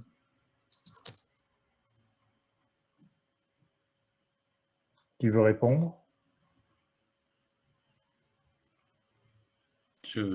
Alors, comme vous voulez. Allez-y. Le premier qui parle a gagné. Bon, je vais y aller alors, Gilles, puisque je crois que votre micro, mais je vous laisserai compléter. Je crois que là où on en est dans la construction du métier, les socles de formation, les socles de contours des activités, d'ailleurs le métier fait l'objet d'une fiche métier, fait l'objet d'un dialogue conventionnel pour être reconnu, d'une reconnaissance au RNCP. Donc le métier est en train de se construire. Ce que nous remontent souvent les APV, c'est qu'ils n'ont pas une méthode, mais ils ont des méthodes. Ce qui est sûr, c'est qu'ils respectent les différentes phases d'élaboration d'un projet, c'est-à-dire une phase d'abord d'élaboration, d'évaluation des moyens nécessaires, de recherche des solutions et de mise en œuvre du plan d'action. Donc, toutes répondent à la même méthodologie de projet, mais pour faire émerger ce projet, ou ces projets, ou ce projet décliné en différents projets, ils ont différents outils qu'ils adaptent en fonction de l'interlocuteur. Ils utilisent notamment pour certains des maps, pour certains des choses très accessibles avec l'aide de pictogrammes pour ceux qui ont des difficultés à l'accès à l'écriture par exemple, et un certain nombre d'outils pour faire émerger cette question du devenir, cette question du aller vers dans le sens où je me projette et mes priorités dans l'avenir à une temporalité qui reste à fixer avec la personne elle-même sont d'apprendre à ces choses-là, de faire ces choses-là, de vivre à cet endroit-là. Et puis après, ils vont respecter la méthode projet pour trouver les ressources et accompagner la personne pour qu'elle trouve les ressources pour le mettre en œuvre. Donc oui, un certain nombre d'outils sont à respecter, notamment autour de ce qu'on reconnaissait sur leur compétence première, qui est une compétence autour du projet. Après, dans les méthodes et la relation directe avec les personnes, ils utilisent tout un tas d'outils qu'ils vont adapter, ils y tiennent beaucoup, à adapter en fonction de l'interlocuteur.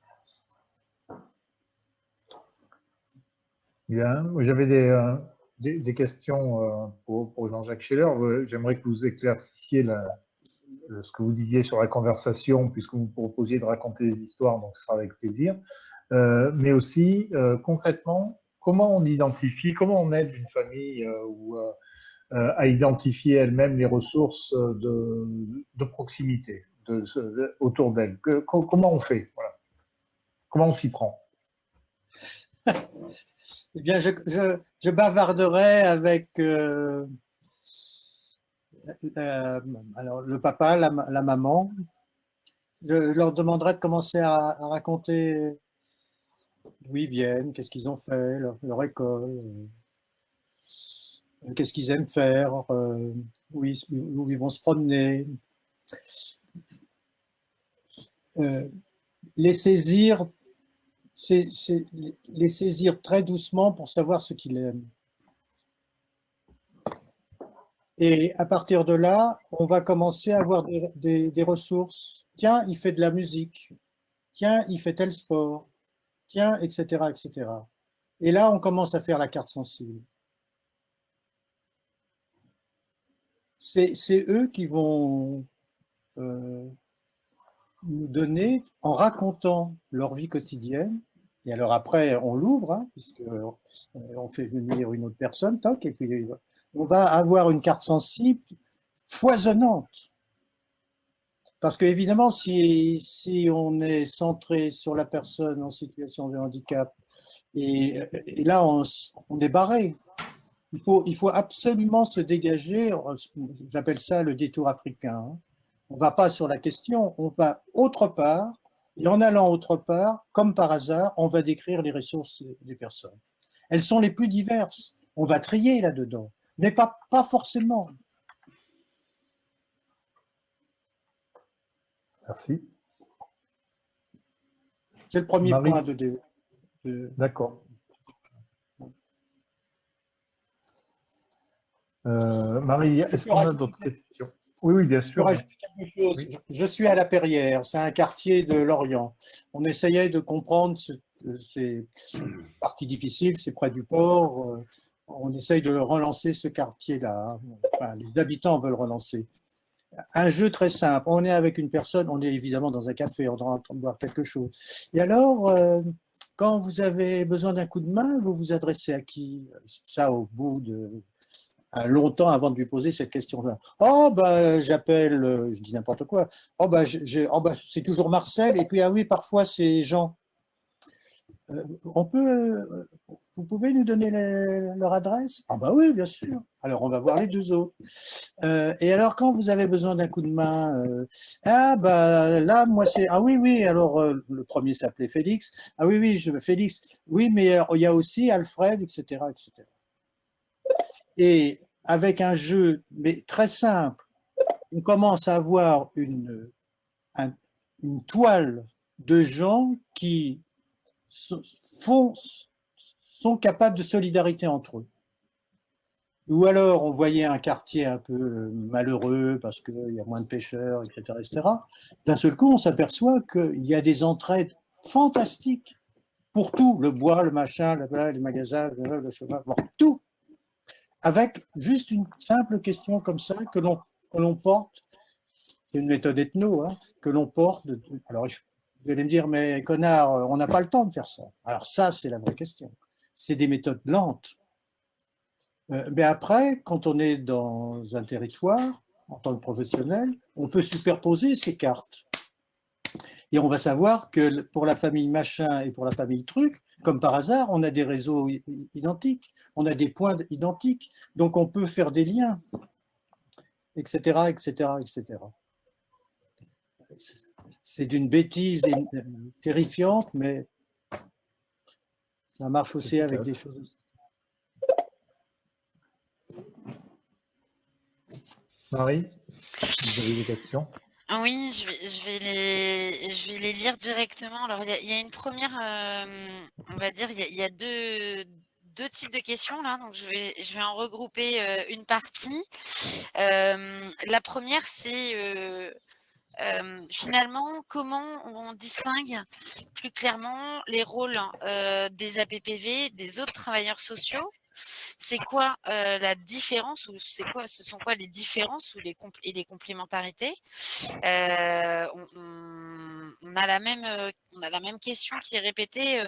Quelles sont les différences, par exemple, entre un éducateur en libéral et un APPV? Donc, peut-être que Gilles et Pierre, hein, vous pouvez répondre à ce premier groupe de questions, puisque notamment une personne nous dit mais finalement les institutions se transforment pour que les travailleurs sociaux, éducateurs, coordinateurs, etc. aient la même posture facilitatrice que l'APV. Du coup, c'est quoi la différence derrière? J'entends aussi, c'est quoi la plus-value? Puisqu'on a eu une question précédemment qui disait, mais c'est quoi la plus-value pour les personnes qui sont soutenues par l'APV, mais qui sont par ailleurs déjà soutenues par d'autres professionnels? Voilà, si on peut répondre à ce premier lot de questions, puis j'en aurai une autre après. Peut-être un premier élément de réponse, hein, c'est que on a développé l'assistance au parcours de vie dans le cadre d'une transformation aussi de l'ensemble de nos services. Et c'est vrai que cette question de faire émerger en premier lieu les besoins par les personnes et leurs familles elles-mêmes était déjà antérieure à l'émergence du métier APV. Et donc, on avait, dans le cadre d'un CESAD, par exemple, on pourrait prendre l'exemple d'un SAVS, d'un IME, de n'importe quel établissement médico-social, on avait inversé le processus de mise en œuvre du projet. C'était vers 2012 par là, juste avant l'expérimentation. Et on s'est dit, plutôt que de dire aux personnes ce qu'on peut leur apporter, on va leur demander, eux, ce qu'elles souhaitent. Et du coup, on avait inversé le processus en se disant, ça va suffire. Le problème, c'est de la place dans laquelle on se situe, indépendamment de la bonne volonté des acteurs, et que le fait est qu'il y a une circularité de l'offre et de la demande, et que quand je suis directeur de CESAD et que je demande à une famille, mais de quoi vous avez besoin, en quoi on peut vous aider, c'est vous qui choisissez, eh bien, ils vont structurer leurs besoins par rapport à ce qu'ils pensent que je vais offrir. En l'occurrence, pour un CESAD, une famille, 9 fois sur 10, va dire « j'ai besoin d'une scolarité, j'ai besoin de rééducateurs ». En tout cas, c'était autour de ça parce qu'ils ne pouvaient structurer des besoins que par rapport à ce qu'ils pensaient qu'on pouvait apporter. La plus-value de l'APV, c'est d'être en dehors de l'offre et donc de pouvoir questionner la famille, non pas par rapport à ce qu'elle pense qu'elle veut apporter, mais vraiment par rapport à ce qu'elle souhaite, indépendamment de ce qui existe autour d'elle, là où elle se situe à ce moment-là. En l'occurrence, les familles qu'on avait à cette époque-là, elles ne pouvaient pas faire émerger que la problématique la plus importante actuellement, c'était la garde de l'enfant le mercredi, ou c'était la grand-mère, parce qu'il n'y avait pas de solution de garde, parce qu'il n'avait pas accès au centre de loisirs, ou c'était la grand-mère très fatiguée qui s'occupait de lui et que ça allait péter, et que ça allait peut-être contraindre à un autre choix dans l'orientation de l'enfant. Mais cette demande ne pouvait pas émerger parce que dans la tête de la maman, en l'occurrence, c'était quelque chose auquel on ne pouvait pas agir. Alors, ce qui était relativement faux. Et donc, il y a cette difficulté, bien évidemment, l'ensemble des établissements, le mouvement de quel on parle de développement du pouvoir d'agir des personnes et des éléments est commun à tout le monde. Mais le problème est que souvent, de là où on parle, ça va contraindre la formulation du projet tel qu'il est formulé. Donc voilà, la complémentarité, la spécificité de l'APV, c'est d'être vraiment dans cette logique d'assistance au projet de vie, en dehors de l'offre médico-sociale, et donc de permettre l'émergence d'un projet le plus indépendant possible d'une offre existante. Si je puis me permettre, Pierre, je complète, et avec des réponses modulables et qui ne soient pas inscrites uniquement dans le médico-social. Bien sûr. Gilles, peut-être tu peux nous faire part de ton approche terrain sur cette complémentarité. Alors, j'en profite pendant que tu réfléchis à ta réponse comme ça, parce que je te prends dépourvu. On a une coordinatrice de parcours dans le chat qui témoigne de son expérience et de la complémentarité entre son rôle et celui de l'APV. Voilà, donc si je vous invite à aller le lire aussi, elle explique pourquoi elle s'est appuyée sur l'APV et en quoi les métiers sont complémentaires. Gilles, tu peux nous dire, selon toi, les grandes différences entre éduc et APV, par exemple, ou cordo et APV? Je pense qu'une des grandes différences, c'est déjà que Moi, je vais chercher beaucoup plus aujourd'hui en APV à travailler avec. Je vais prendre un exemple pour Sarah, par exemple. On prend beaucoup plus de temps à quelle est sa demande, quelle est vraiment. On travaille beaucoup plus. Vraiment, c'est ça, c'est sur la demande, le besoin.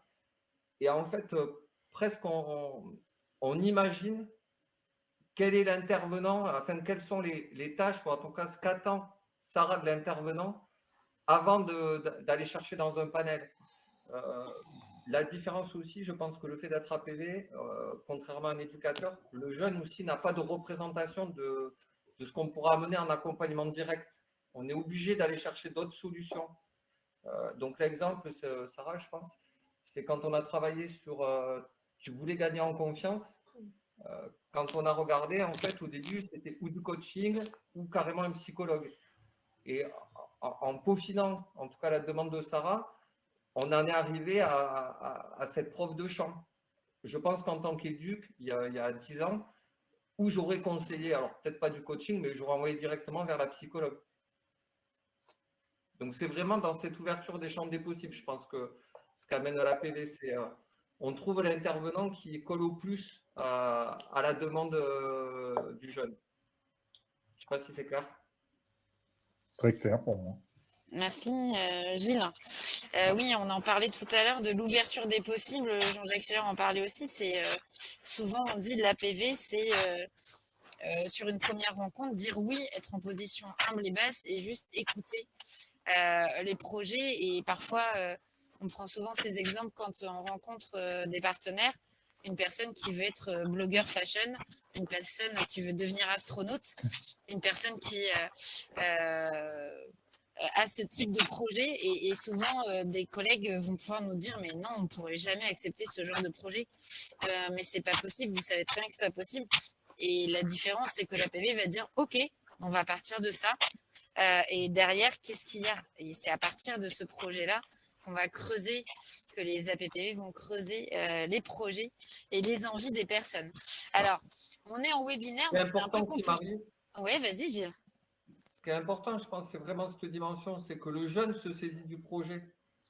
Moi, j'ai l'impression qu'avant, en fait, avec le projet du jeune, on faisait un mix entre le projet de l'éduc et du jeune. On allait chercher. Là, aujourd'hui, c'est vraiment... non, Sarah, c'est vraiment ton projet et à ta manière. Oui. Merci. Avec le principe de réalité, hein, bien sûr. Mais oui. Merci. Alors, la différence, quand même, c'est le principe de réalité. Juste pour finir là-dessus, c'est que le principe de réalité, c'est pas le principe de réalité de l'offre de ton employeur. C'est pas le principe de réalité que toi, tu décides pour Sarah. Mais c'est Sarah ou d'autres personnes soutenues qui vont aller expérimenter des solutions elles-mêmes pour voir ce qui est possible. Et puis, il y a le travail qui est fait par la personne et les ressources qu'elle choisit pour voir de quoi les ressources ont besoin pour pouvoir réaliser le projet de la personne. Et donc, c'est là où peut-être les partenaires vont aller chercher d'autres ressources pour que ce soit possible, vont peut-être bouger leur règlement intérieur, vont peut-être modifier leur façon de faire, etc. J'enchaîne parce que dans l'onglet questions, on continue à nous solliciter. Donc, toujours pour rester sur la question d'éducateurs et coordinateurs, la personne qui avait posé cette question nous dit oui, mais en fait, les éducateurs et les coordinateurs, ils sont formés à la même posture que l'APV, concevoir des projets à partir des attentes et des demandes des personnes, mais ce qui bloque, ce sont les institutions et les gestionnaires, pas les travailleurs sociaux. Pensez-vous recruter ou former plutôt des managers en ce sens? Pierre, vous qui avez expérimenté le tout au sein de l'association. Alors, je peux vous demander de repréciser la question ou de me la répéter, excusez-moi. La question, c'est les éducateurs et coordinateurs, finalement, ils semblent formés aujourd'hui à la même posture que l'APV. Ça, c'est ce que nous dit la personne qui pose la question. La posture qui serait de concevoir des projets à partir des attentes et des demandes des personnes. Mais la question, c'est finalement, ce qui bloque, ce n'est pas les travailleurs sociaux, c'est les institutions et leurs gestionnaires. Alors, est-ce que vous pensez recruter et former des managers plutôt en ce sens que les professionnels de terrain, finalement? Alors, je vais redire un peu ce que j'avais exprimé dans ma précédente intervention. C'est effectivement, il est très difficile d'être dans ces logiques d'assistance à maîtrise d'ouvrage, d'élargir le champ des possibles, d'amener à l'émergence d'un projet de vie qui soit réellement celui que la personne exprime en partant d'un établissement ou d'un service qui est dans l'offre, qui est dans la production de solutions et la mise en œuvre d'accompagnement. C'est pour ça qu'on a pensé que l'expérimentation nationale et que ces évaluations nous montrent la pertinence de penser quelque chose d'en dehors de l'offre médico-sociale et qui puisse permettre ce questionnement-là. Puisque même, quelle que soit l'organisation et quelles que soient peut-être les organisations qui peuvent bloquer la mise en place de projets innovants ou de projets un peu atypiques dans une structure du fait du poids de l'organisation, ce que je disais, c'est que de fait, les personnes vont se sentir inconsciemment contraints dans la formulation de leurs besoins sur ce que peuvent apporter les personnes et donc l'établissement médico-social. Sur la question du management, effectivement, l'émergence de ce métier, elle amène une transformation complète de nos services et de nos organisations médico-sociales dans lesquelles différents acteurs ont des stratégies diverses, soit de maintien du dispositif tel qu'il est aujourd'hui, soit d'évolution incrémentale, c'est-à-dire petit à petit, soit de révolution, c'est-à-dire de changement de modèle complet des organisations. C'est la réalité qui est commune de toute façon à tous les grands changements de modèle et dans tous les champs d'activité. Pour ma petite expérience, on a essayé de développer ce dispositif APV donc en dehors de notre offre, mais on a aussi beaucoup accompagner nos pôles d'expertise, c'est-à-dire qu'on a aussi une offre d'accompagnement avec des pôles d'expertise, avec cette volonté que les modalités de changement de pratique, que les fondamentaux sur lesquels on se base, même dans la maîtrise d'œuvre, même dans celui qui accompagne le projet de scolarité, dans celui qui accompagne le projet d'autonomie d'habitat ou le projet de soins, eh bien, on ait les mêmes exigences de monter en expertise et d'essayer de concevoir les choses différemment. Et donc, effectivement, l'APV, à mon sens, semble essentielle pour vraiment renforcer cette capacité de la demande, mais elle ne dédouane pas l'ensemble des organisations, elles aussi, de se transformer pour justement être dans une expertise de la mise en œuvre d'accompagnement qui doit prendre en compte une demande renforcée, un travail avec l'environnement, un travail avec le droit commun. Et nos métiers sont effectivement maintenant largement bousculés, quel que soit l'endroit où on se situe dans ce système de coopération. Qu'on soit dans la formulation et la construction d'un accompagnement, comme c'est le cas avec le service de M. Mourat, ou que l'on soit, comme les APV, dans plutôt le soutien à l'émergence de la demande et à l'exercice des droits des personnes. Je pense que le changement de paradigme est commun à l'ensemble des interventions médico-sociales. Et d'ailleurs, on pourrait même, comme le faisait M. Scheller, extrapoler à d'autres champs d'action sociale, comme la protection de l'enfance, comme les personnes âgées ou comme les personnes en grande précarité qui sont soumises, à mon sens, au même changement de référentiel global. Merci. On a une question qui est vraiment plus globale sur l'APV. Donc, le nombre de suivis aujourd'hui, on l'estime, nous, entre 30 et 40 situations soutenues. La fréquence des rencontres, en fait, elle est variable puisqu'elle est à la demande des personnes et des familles. C'est-à-dire que l'APV, c'est vraiment un service qui est activé et réactivé par la personne et la famille. Ça n'est pas, il n'y a pas une fréquence particulière, il n'y a pas une régularité. Et les rendez-vous se passent là où la personne et la famille le souhaitent, à domicile ou dans un lieu tiers ou éventuellement dans un lieu associatif. Et il existe des temps de réflexion de pratique professionnelle. Il y a de l'analyse de la pratique qui est une analyse de pratique dédiée entre APPV qui est prévue notamment dans le cahier des charges de l'ARS Nouvelle-Aquitaine. Et puis, il y a d'autres outils qui ont été mis en place pour faciliter les échanges entre APPV pour travailler leur métier et leur posture. Dans ce que Pierre Aristouille disait, je pense qu'il y a aussi une distinction très claire entre le fait que l'APPV ne sera jamais dans la mise en œuvre d'une prestation et ne travaillera jamais en direct pour faire à la place des autres experts dont on a parlé, qu'ils relèvent du droit commun ou qu'ils relèvent du droit médico-social. On a deux questions qui restent avant de clôturer ce webinaire. Il y a quel levier une personne peut avoir lorsque la prise de risque appartient à la personne et qu'aucun professionnel ne veut accompagner ce risque. C'était la question sur les SAD, hein, c'est ça? Alors ça, c'était une question qui était sur la déglutition, qui était la prise de risque décidée par une personne peut engager la responsabilité d'un professionnel du milieu ordinaire, non formé ou non qualifié. Souvent, les SAD refusent d'accompagner la personne au repas. Quel levier selon vous? Voilà, je ne sais pas si quelqu'un souhaite répondre par rapport à finalement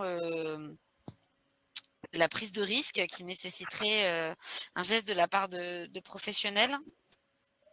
Alors, il me semble, Marie, si je peux me risquer à une réponse, parce que la question semble très contextualisée au regard du champ d'intervention possible d'un SAD par rapport à des éléments médicaux. C'est ce que je crois en comprendre. Et là, effectivement, la question du risque professionnel, quand on demande à un professionnel de dépasser son champ d'intervention et le cadre légal dans lequel il intervient, on comprend les difficultés que peut avoir un service. Je crois que là, la PV n'y peut pas grand-chose, si ce n'est accompagner la personne pour trouver d'autres ressources, peut-être d'ailleurs dans son environnement proche, pour accompagner ce projet-là. Mais elle me semble un peu trop précise et relevée d'un caractère de distinction entre le champ d'intervention professionnelle, sociale et médicale. Et là, malheureusement, les lois et réglementations ne sont pas à la main de la PV.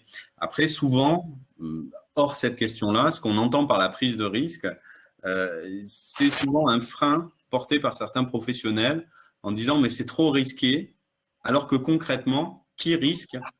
C'est la personne elle-même, voire sa famille ou ses représentants légaux.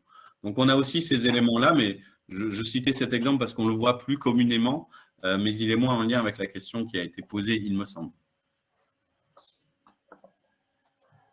Merci Pierre. Marie, on a épuisé nos participants. Oui, on a fait des questions.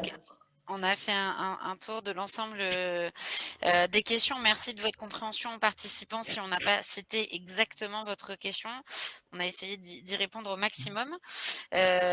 Si vous souhaitiez aller plus loin sur ces échanges, sur ces complémentarités et sur les différences entre les métiers, on vous invite vraiment à nous solliciter en direct pour envisager des temps d'échange entre professionnels, pour des temps de sensibilisation des équipes, etc., pour faire connaissance et pour échanger concrètement entre professionnels.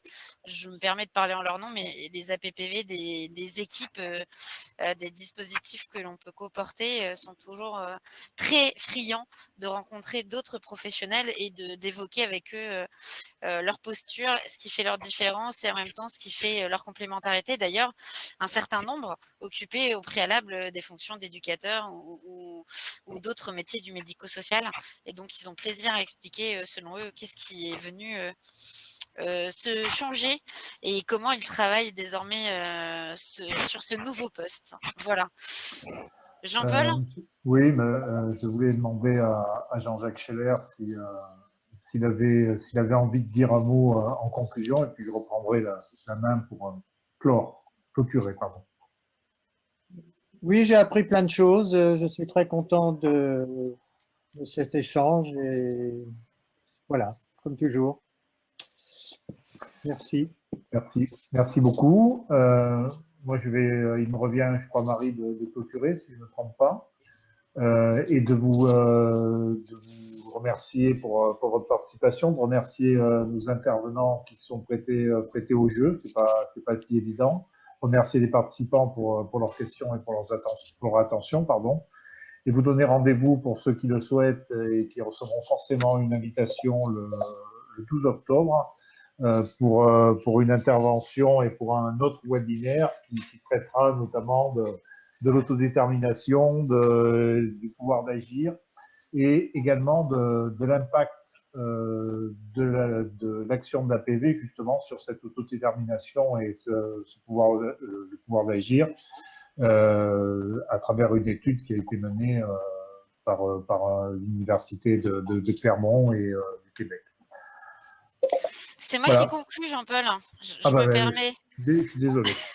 Veuillez m'excuser. Je vous en prie. On vous a mis dans le chat le lien pour vous inscrire pour le webinaire du 12 octobre d'ores et déjà. Les inscriptions sont ouvertes dès ce soir. N'hésitez pas. Merci pour vos retours. Merci à tous nos intervenants et intervenantes. Je voulais juste vous montrer l'équipe technique qui est avec moi ce soir et qui s'est occupée de tout ce que vous ne voyez pas en vrai. Voilà, Jean-François Lac, Christophe Lécuyer et Océane Privat. Ils sont tous là. Eh bien, merci beaucoup. En tout cas, on vous souhaite une très bonne soirée et on espère vous voir très prochainement, c'est-à-dire le 12 octobre. Le replay est accessible dès qu'on aura terminé de vous parler, à partir du moment où vous étiez inscrit. Et puis, n'hésitez pas à nous solliciter, comme je le disais, si vous avez envie qu'on se rencontre, qu'on échange. On a une question sur les familles. Oui, bien sûr, on parle aux familles. Donc, on peut intervenir auprès d'associations de familles ou de familles. N'hésitez pas à nous appeler. Et puis, très bonne soirée et merci à toutes et à tous. Au revoir. Au revoir. Bonne soirée.